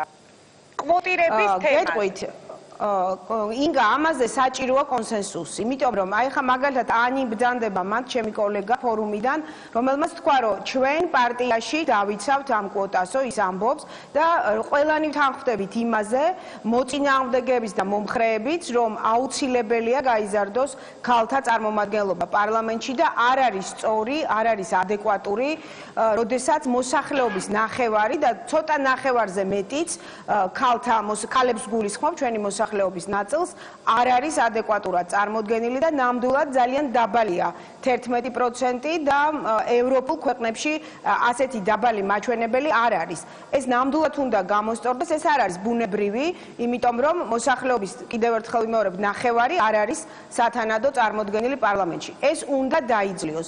ეხლა ამისთვის არსებობს სხვადასხვა ინსტრუმენტები და შეიძლება ეს იყოს პარტიის მხრიდან აღებული ვალდებულებები, ანუ პარტიებმა განაცხადონ, რომ ისინი ამ კვოტებს დაიცავენ და მათ წესდებებში გაიწეროს გარკვეული ასე ვთქვათ ვალდებულებები, მაგრამ არის ქვეყნები, სადაც უფრო რადიკალური ზომები იქნა გამოყენებული, როგორიც არის საკანონმდებლო, სავალდებულო კვოტირება, რომელმაც მიიყვანა ეს ქვეყნები ამ ბალანსის დაცვამდე და ეს არის დროებითი ზომა. არავინ არ უნდა იფიქროს, რომ ეს არის მარადიული, მუდმივი და ასეთი ვალდებულებები პარტიებზე ეკიდება მუდმივად. კონკრეტულად რომ მიპასუხოთ, თქვენ პირადად. ქალბატონო ინგა, მე მაქვს ისეთი პოზიცია პარლამენტში, როდესაც მე ხელმძღვანელობ გენდერული თანასწორობის საბჭოს, ბუნებრივია მე ამ ინიციატივას მხარი უნდა დავუჭირო.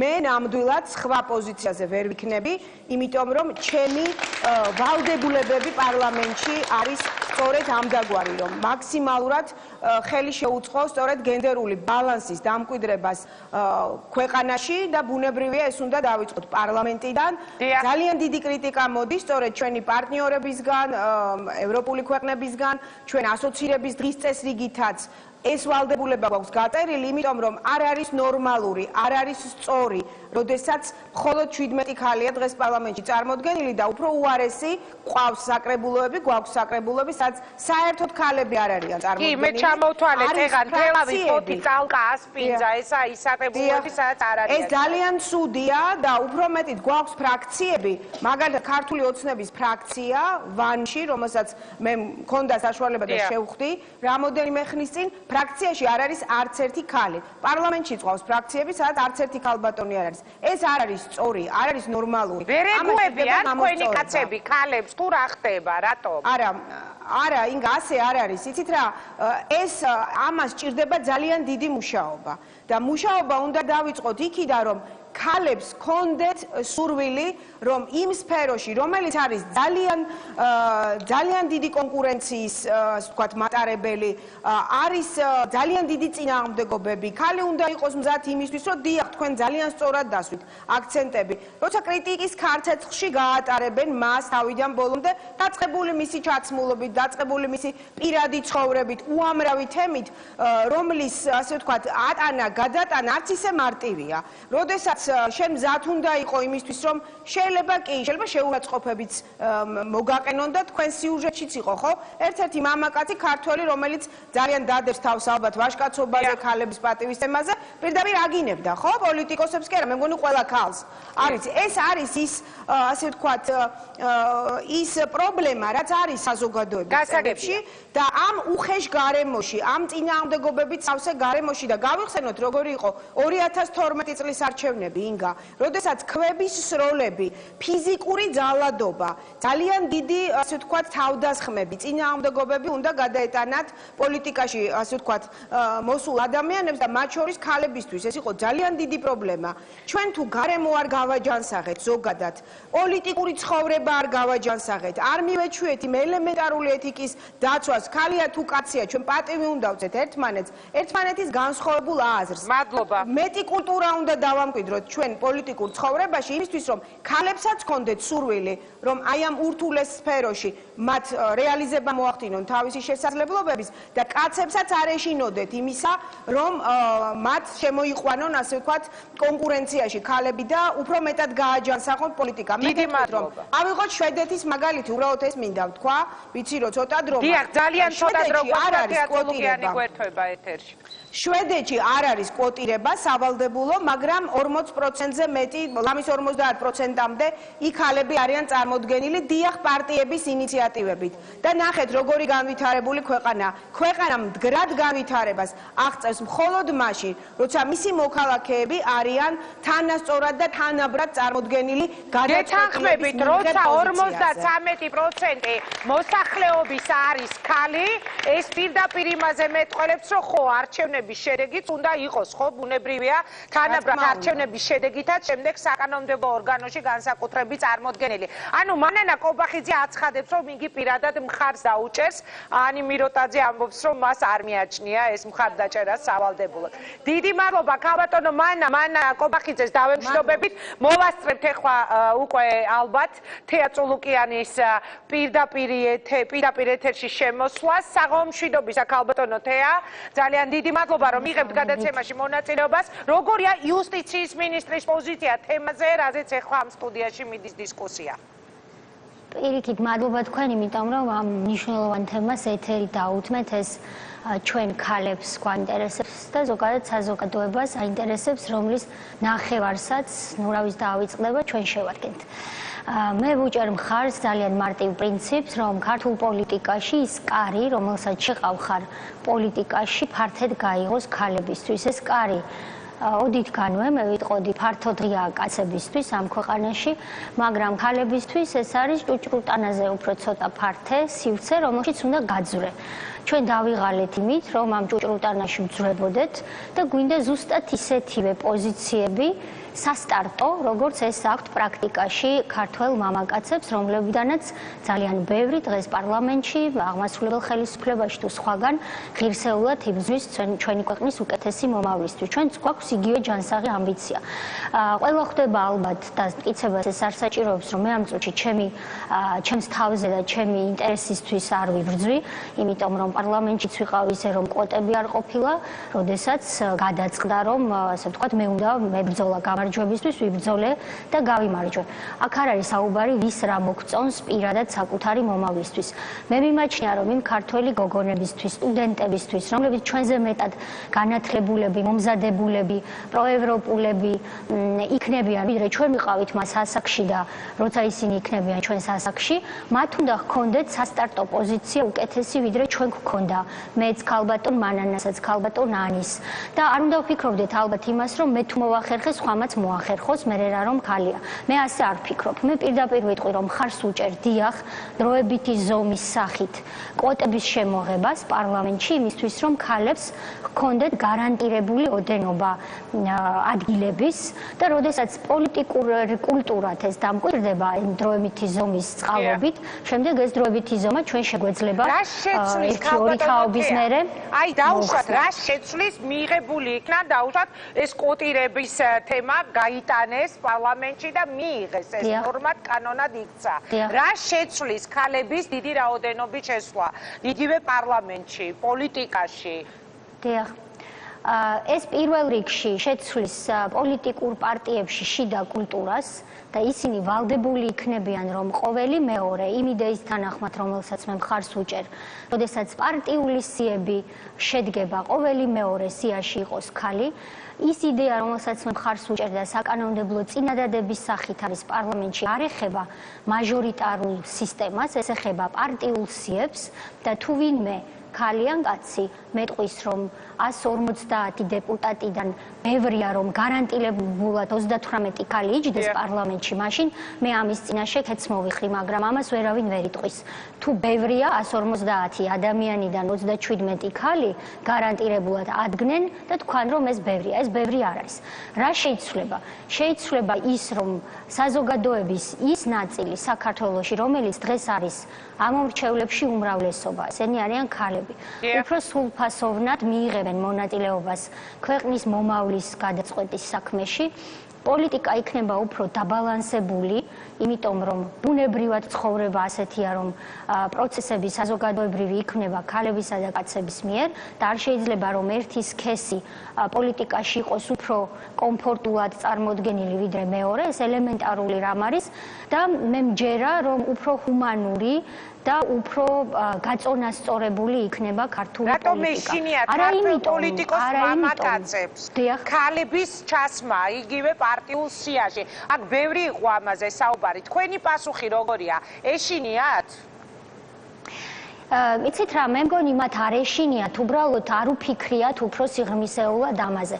მე არ მოგატყუებთ და გეტყვით, რომ ქართული ოცნების რიგებში თითოეული ყოველი მამაკაცისთვის თუ არა უმრავლესობა მათგანისთვის ერთ-ერთზე მიკითხავს, რას ფიქრობენ ისინი იმ იდეაზე, რომ მე მხარს ვუჭერ კვოტების სისტემას პარტიულ სიებში და იმ პრინციპს, რასაც ეძახი 38-150-დან და ყოფილა გვარების დასახელების გარეშე მამაკაცები, რომლებიც ამბობენ, რომ ხუმრობით, რომ რად უნდა შენაირ ქალს კვოტა, მაგრამ ეს რა თქმა უნდა არ არის სერიოზული კონტრარგუმენტი, ან და უთქვამთ, რომ პრინციპში რატომაც არა ისინი მხარს დაუჭერენ. ამიტომ მე არ შევუწყობდი ხელს რაიმე ტიპის სექსისტური სტიგმის დამკვიდრებას, თუმცა ეს ცდუნება ყველა ქალს გვაქვს, რომ ყველაფერი დავაბრალოთ მეორე ნახევარს.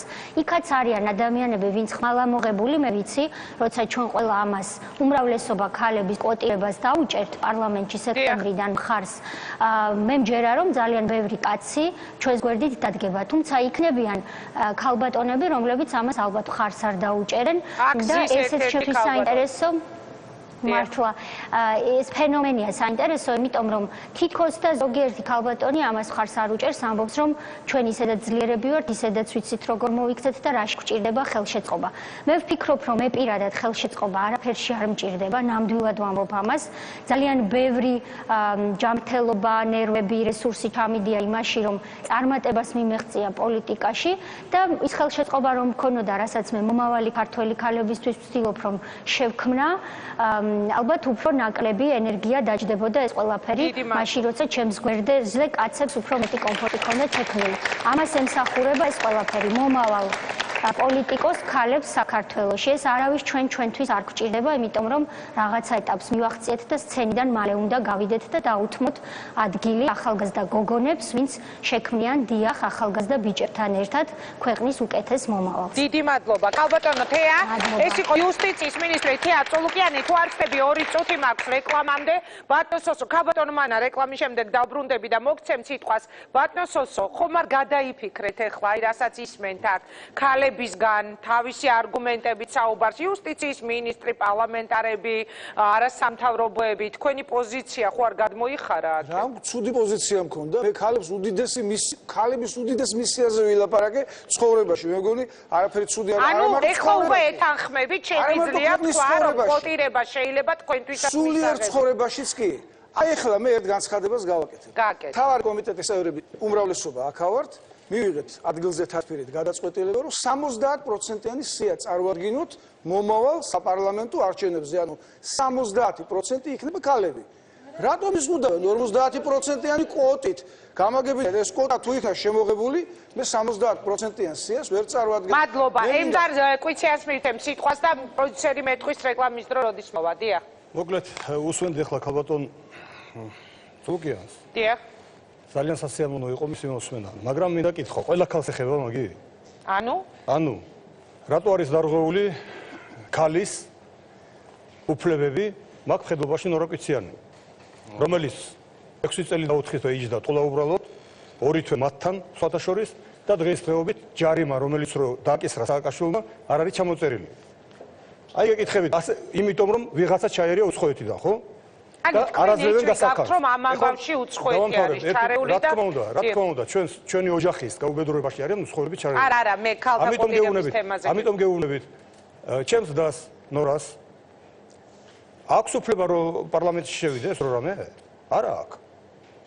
მას იმის უფლება არ ქონდა რომ საქართველოში ცხოვრა და ციხეში ყავდათ გამომწყდეული. აი ამიტომ რატო იმაზე არ საუბრობს ახლა ქალბატონი წულუკიანი რომ როდის აღდგება სამართალი ქალბატონ ნორაზე და ასე დანარჩენ ქალებზე, რომლებიც რო იქ იძდნენ ტყულა უბრალოდ. აი ამაზე ვილაპარაკოთ. კარგით, მაშინ სამართალი ახსენეთ და მე ეს გადაცემის ბოლოს უნდა წამეკითხა, პროკურატურა ხვალაპირებს რამდენიმე საქმის დახურვას და მოქალაქეების სამართლიანობის აღდგენას. ამის შესახებ განცხადება საქართველოს პრემიერ-მინისტრმა ირაკლი ღარიბაშვილმა ტელეკომპანია GDS-ის ეთერში გადაცემა 20:30-ში გააკეთა, როგორც ჩანს, ხვალიდან შესაძლებელია ძალიან საინტერესო ამბების მომსწრენი გავხდით, ყოველ შემთხვევაში გავიმეორებ პრემიერის განცხადებას. პროკურატურა ხვალ აპირებს რამდენიმე საქმის დახურვას და მოქალაქეების სამართლიანობის აღდგენას. რეკლამის შემდეგ დავბრუნდებით ეთერში და საკუთარ საქმეს ჩვენი სტუმრები ითქვიან, არ გადაარჩოთ, ძალიან მალე გავა რეკლამა.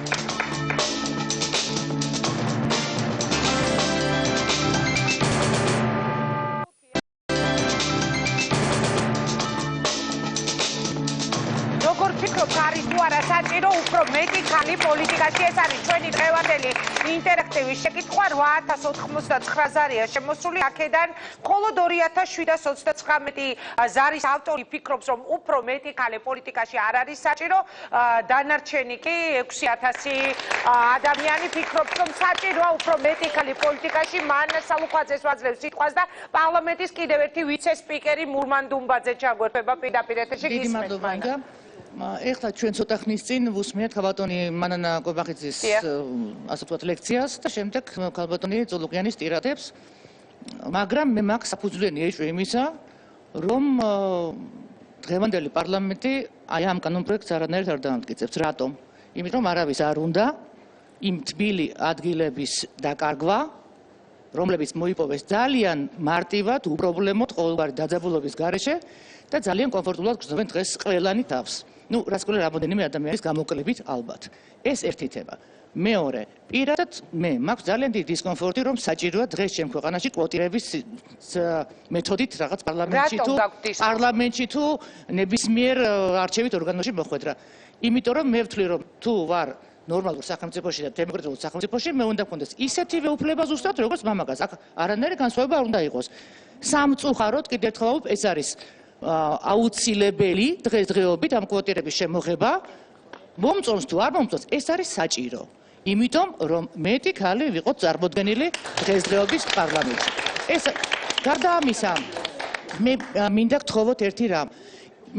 თქვენ ტელევიზიას, პრესას, ჟურნალისტებს ძალიან დიდი როლი შეგიძლიათ ითამაშოთ იმაში, რომ ამ პარტიულ სიებში ქალები, ვინც არიან ჩართულები, ისინი გააპიაროთ, ისინი ანახოთ ქვეყანას, დაანახოთ. არა, მე ხელოვნურად ვერავის ვერ გავაპიარებ. ვაკეთებ კვირის მთავარ თემებს და თუ ამ მთავარ თემებს არ მიესწრებთ. ბოლოში მადლობას ბოლოში გეტყვით ერთ წუთით. სხვა რამეს ვამბობ, იცით ინგა. მაშინ როდესაც აი ეს რაღაც არ ვიცი, მეტი ყურადღება მიექცეს იმ ქალებს, ანახეთ, გააცანით. ვინ გავაცნო ხალბატონო თქვენ არის პარტიულ სიებში ვინც არიან ქალები, ხო? პარტიულ სიაში მყოფი ადამიანების ეთერებში მოსვლა? ეხა სახალხოდ გინდათ ეს რომ მოყვე? რომ გადაწყვეტილებას იღებს 2-3 ადამიანი ვინ უნდა მოვიდეს ეთერში, ეს არ ხდება. თქვენ არ გონიათ რომ ყველა ის სტუმარი, რომელიც ამ მაგიდის გარშემო ზისხობი, მაინც და მაინც ჩემი დაჟინებული მოთხოვნიძის, არა. ასე იღებენ ბოსები, ვიღაცეები გადაწყვეტილებას ზევით ვერტიკალში, რომ დღეს ეთერში უნდა იჯდეს ის და არა ის დღევანდელ ეთერს ეს არ ეხება, მაგრამ ნუ მაუცნებეთ მაინც ცოტა ხანი, აქ მაინც მაუცნებეთ, ხო შეიძლება?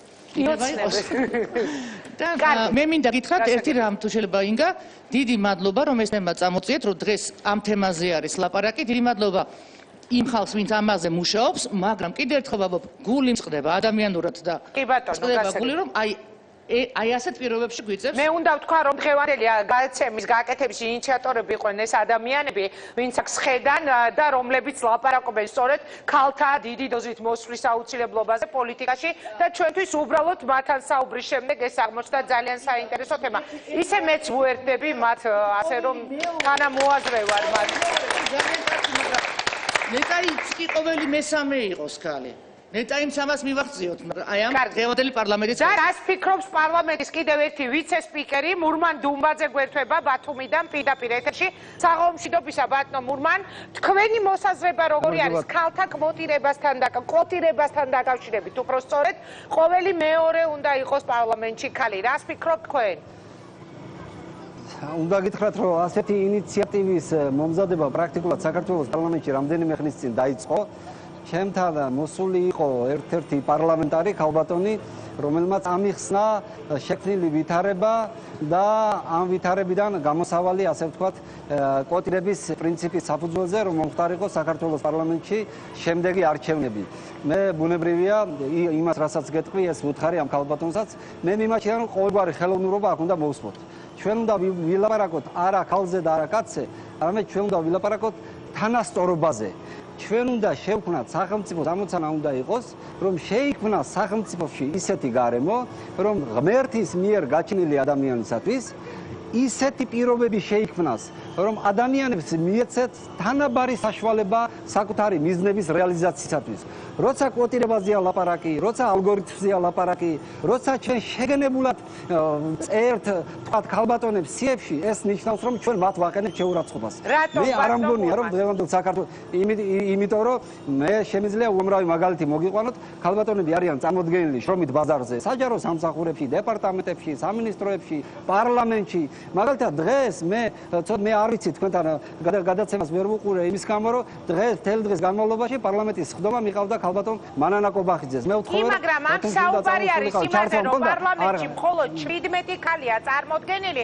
კიდევ ერთხელ გავიმეორებ, მაშინ როცა ქვეყნის მოსახლეობის 53% შეადგენენ ქალები. ამაზეა საუბარი. კი ბატონო, მე მესმის, რომ გამგებლები, მერები, გუბერნატორები მაგალითად ნაკლები რაოდენობით და მე ვისურვებდი, ბუნებრივია, რომ მეტი რაოდენობით იყოს ადამიანები ეს ქალბატონები წარმოდგენილი, მაგრამ ამას კვოტირებითა და ალგორითმით ვერ გავაკეთებთ, იმიტომ რომ მაშინ დაირღვევა უმთავრესი პრინციპი, თანასწორობის პრინციპი დაირღვევა. მოდით ბატონ მურმან, ერთი წუთით გაგაკვეტინებ, თუ შეიძლება და დარბაზში ვიკითხავ, აი ერთი წუთით იყავით ჩვენთან. პარლამენტის ერთ-ერთი ვიცე-სპიკერი ნინო თუ გნება თქვენ უპასუხეთ ნებისმიერმა ამბობს რომ ეს იქნება ხელოვნური და ეს იქნებაო ერთგვარად შეურაცხმყოფელი. რას უპასუხებთ? პირველ რიგში ვიტყვი იმას, რომ შეურაცხმყოფელია ის, როდესაც საზოგადოების უმრავლესობას წარმოადგენს ქალები და ამ ქალთა ძალიან მნიშვნელოვანი ნაწილი არის ძალიან განათლებული, ძალიან კვალიფიცირებული, ძალიან გულანთებული ადამიანი და ეს ადამიანები მხოლოდ იმის გამო ვერ ხვდებიან წარმომადგენლობით ორგანოებში, რომ ეს ადგილები აქვთ, ასე ვთქვათ, უზურპირებული მამაკაცებს, რომლებსაც არ სურთ თავიანთი ძალაუფლების დათმობა და ახალი, თქვათ, სიახლე შემოტანა თავიანთ პარტიაში. ეს არის შეურაცხმყოფელი. რაც შეეხება თანასწორობაზე იყო საუბარი და ერთ-ერთმა ჩემმა კოლეგამ ახსენა ის, რომ თანასწორობა შეიძლება არსებობდეს ფურცელზე და არსებობდეს პრაქტიკაში. იმისათვის, რომ ფურცელზე დაწერილი კონსტიტუციაში დაწერილი თანასწორობას მივაღწიოთ, ხშირად ჩვენ გვჭირდება გავატაროთ სხვადასხვა ზომები იმისათვის, რომ პრაქტიკაშიც რეალურად მივიღოთ თანასწორობა. ხოლო კვოტირების სისტემა იმსახურება ზუსტად იმას, რომ დღესდღეობით არათანაბარ მდგომარეობაში მყოფი ქალი და მამაკაცი წავახალისოთ ქალი იმისათვის, რომ მამაკაცთან მიმართებით მას კონდეს თანასწორობა. დიდი მადლობა. კვოტები არ გვაძლევს პრივილეგიას, კვოტები აძლევს ქალს იმის საშუალებას, რომ თანაბარ გარემოში დაიწყოს კონკურენცია მამაკაცებთან. გენდერული კვოტები. გაიგეთ ბატონ მურმან, პასუხი იმ ადამიანების. მესმის, კარგად გავიგე. მე ვეთანხმები, რომ ქალბატონები არიან ნიჭიერი, რომ არიან ენერგიული, რომ შეუძლიათ საქმის გაკეთება, ამაში ყველაფერში გეთანხმებით. რახან არიან ნიჭიერები და ენერგიულები, ისინი უნდა შევიდნენ კონკურენციაში და უნდა პარლამენტში იქნება თუ ნებისმიერ სხვა საჯარო დაწესებულებაში თუ კერძო სტრუქტურაში უნდა მოხდეს კონკურენციის წესი. ხელოვნურობა ამ ადგილზე გამოიწვევს პირდაპირ კალკირება. მე ვიცი რომ მოყავთ მაგალითები ევროპის ბევრ ქვეყნებში არის კვოტირების პრინციპი, მაგრამ საქართველოში მე ოდნავი საფუძველიც რომ მქონდეს, ვერ მომიყვანთ ერთ არგუმენტს, ერთ მაგალითსაც, რომ სადმე ქალი დაიჩაგრა. მე რომ ვიცოდე რომ აი ეს ხიფათში შევდივართ და სახიფათო ზონაში ვიმყოფებით, ბუნებრივია ამ ალგორითმს დავეთანხმებოდი. აი დარბაზში გამოითქვა სურვილი რომ უპასუხებთო, ვერ მომიყვანთო ვერც ერთ მაგალითს თქვენ რომ დამამთავრე ერთი წინადადება მათქნიდან. აი თქვენთვის ძალიან ცნობილი მაგალითი აჭარის უმაღლეს საბჭოში მოღვაწეობს ქალბატონი მედეა ვასაძე. ეხლა ეს ქალბატონი ხო კვოტირების პრინციპით არ არის შესული. 30 წლიანი უწყვეტი თანამიმდევრული ბრძოლა ყველა ხელისუფლების წინააღმდეგ ღირსეულად იბრძოლა, ღირსეულად მოიგო და ღირსეულად აგრძელებს ბრძოლას. ასე ვთქვათ, საპარლამენტო ცხოვრებაში და ეხლა უმაღლეს საბჭოს თავმჯდომარე ავთან დილბერიძე არ იყო კვოტირების პრინციპში, შევიდა და მონურ მორჩილებას დათანხმდა ხელისუფლების მიმართ.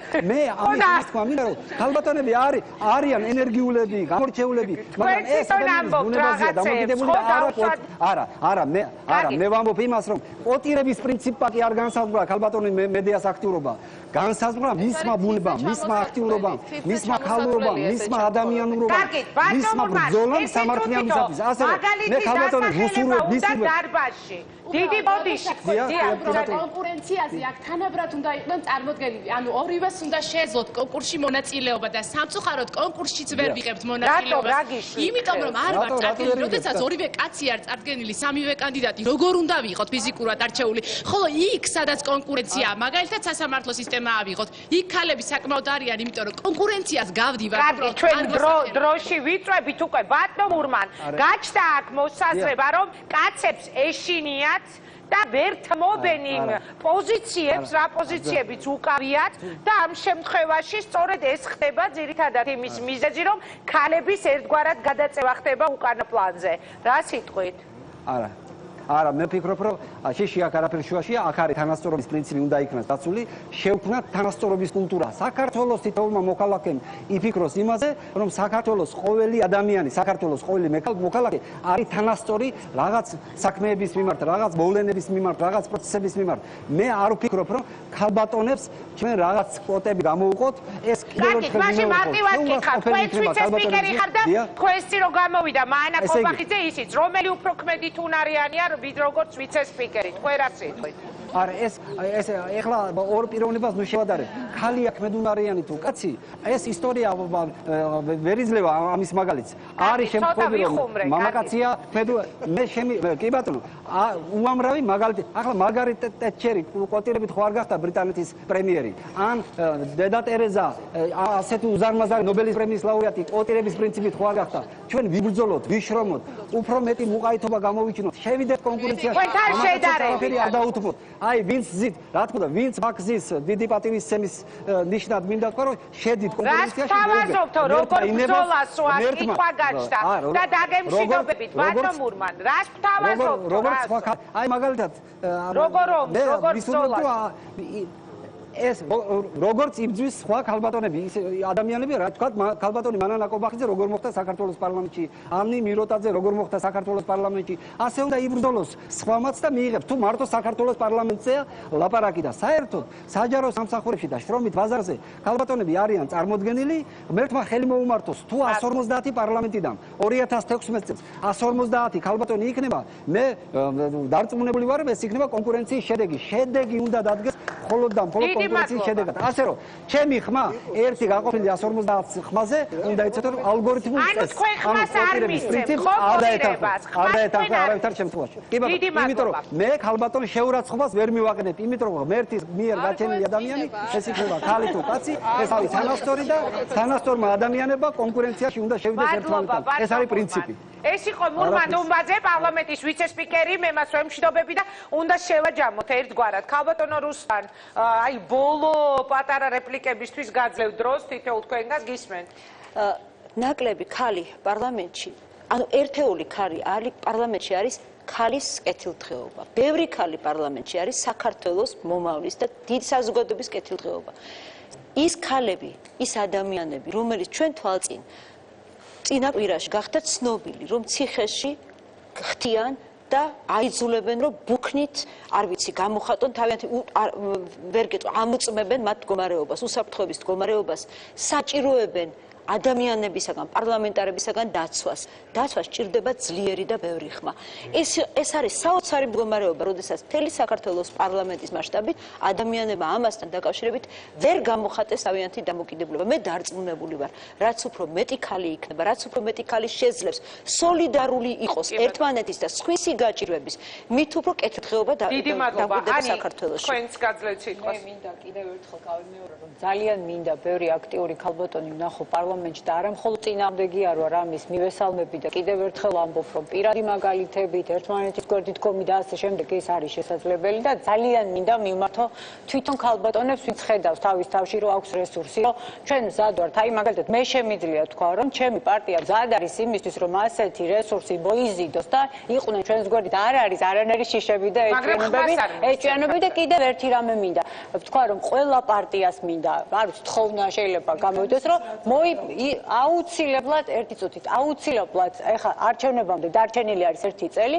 აუცილებლად საკუთარ პარტიებში მოძებნონ ეს ქალბატონების ქალების რესურსი თუ არ არის მოიძიონ რომ რაც შეიძლება დამაჯერებელი და კარგი სიებით წარდგენ არჩევნებზე დიდი მადლობა და ეს იქნება ძალიან კარგი ყველასთვის ამიტომ გაძლევთ ბატონსოს და დაასრულებს ბაია გისმენთ მე ხლა მრავალი ქვეყანა მომივლია და ქართველ ქალზე ლამაზი ქალი არსად არ შემხვედრი ამას ყოველგვარი კომპლიმენტის გარეშე ვამბობ არ გამოიყვანოს ჩემ გვერდით მარცხნივ სტომა ქალბატონებმა ესე თითქოს მე ვეწინააღმდეგები ქალთა ჩართულობას პოლიტიკაში პირიქით რაც შეიძლება მეტი ქალი ისედაც საპატივცემულოა მაგრამ პარლამენტარი ქალი პოლიტიკოსი ქალი გაცილებით მეტად საპატივცემულოა იმიტომ რომ ის არის უდიდესი პასუხისმგებლობის მატარებელი მაგრამ კოტირებას ვერ დავეთანხმ კარგი მომავალ ჩვენ პარტიაში მოკლედ ძალიან კახა დრო აღარ რჩევ სამომავლო საპარლამენტო არჩევნებში შევწინადადებით პარტიაში პოლიტიკური კომიტეტის თანხმობით მომავალი ლოზუნგი იქნება ჩვენი პარტიის მეტი დედა საქართველოს პარლამენტში კარგი დედა არ არის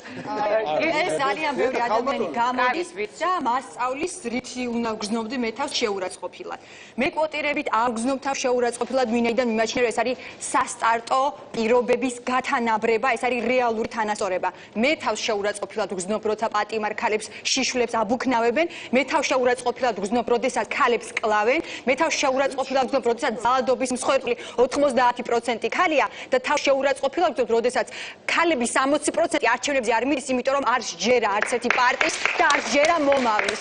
ამიტომ ჩვენ რასაც ვითხოვთ, ჩვენ გვეკუთვნის, ჩვენ არ ვითხოვთ იმაზე მეც ვიდრე ეს გვეკუთვნის. თანასწორობის პრინციპიდან გამომდინარე გვეკუთვნის და ჩვენ გავაგრძელებთ ბრძოლას ამისთვის ბოლომდე. დიდი მადლობა და მე დავასრულებ წეღან აქ დასმული ერთ-ერთი შეკითხვით, რომ ისე უბრალოდ თვალსაჩინოდ გამოჩნდეს, რომელი თქვენგანი არის რომ მზად რომ წავიდეს პოლიტიკაშიო წეღან აქეთა ფლანგიდან გაისმა და მე მინდა ეხლა ხელი აიწიოთ აქეთ მსხდომა ქალებმა, რომელი ხართ მზად რომ წახვიდეთ პოლიტიკაში. აწიეთ ხელი და ვაჩვენოთ ეს ხელები. ძალიან ბევრია, ძალიან დიდია რესურსი. ბატონო? პოლიტიკაში. კარგი. არა, აქ წარმოდგენილთაგან ვამბობ, რომ ეს უკვე ბევრია. კარგი.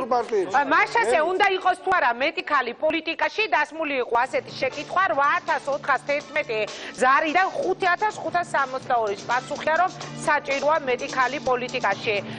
სამწუხაროა მართლა ის რეალობა, რაც დღეს გვაქვს სახეზე, მხოლოდ 17 ქალი ამდენ დეპუტატში და ამდენ დეპუტატში რამდენი არის საქმიანი და რამდენი არის უსაქმური, რამდენი დადის ხდომებზე და საქმეს აკეთებს და რამდენი საერთოდ არ დადის. ეს თემები ამ დღეებში იყო ერთ-ერთი მთავარი თემა. მე მაგალითად პირადად მე მიმაჩნია, რომ რაც შეიძლება მეტქალს უნდა მიეცე შანსი იყოს პოლიტიკაში, პარლამენტში, სახელმწიფოს წამყვან თანამდებობებზე, იმიტომ რომ მიმაჩნია, რომ ნომერი პირველი მართლა ერთგვარად თითქოს გაცვდა ის ელიტა, ეგრეთ წოდებული პოლიტიკური ელიტა, პარტიული ელიტა, რომელიც სულ არის საპარლამენტო განსაკუთრებით წარმოდგენილი ერთი მოწვევის პარლამენტში, მეორე, მესამე მოწვევის პარლამენტში და შესაძლებელია აი ამ ახალმა რესურსმა სრულიადაც გადაახალისოს ქართული პოლიტიკა. მოკლედ, გისურვებ ძალიან დიდ წარმატებას. მადლობა რომ მიიღეთ გადაცემაში მონაწილეობა. მე გემშვიდობებით. ასეთი იყო დღევანდელი რეაქცია. ჩვენ ერთმანეთს შევხვდებით კვირას საღამოს 8 საათზე იმედის კვირაში. ძალიან საინტერესო თემები და უკვე გეტყვით აქვე დავაანონსებ ძალიან საინტერესო სტუმრების ნახვას.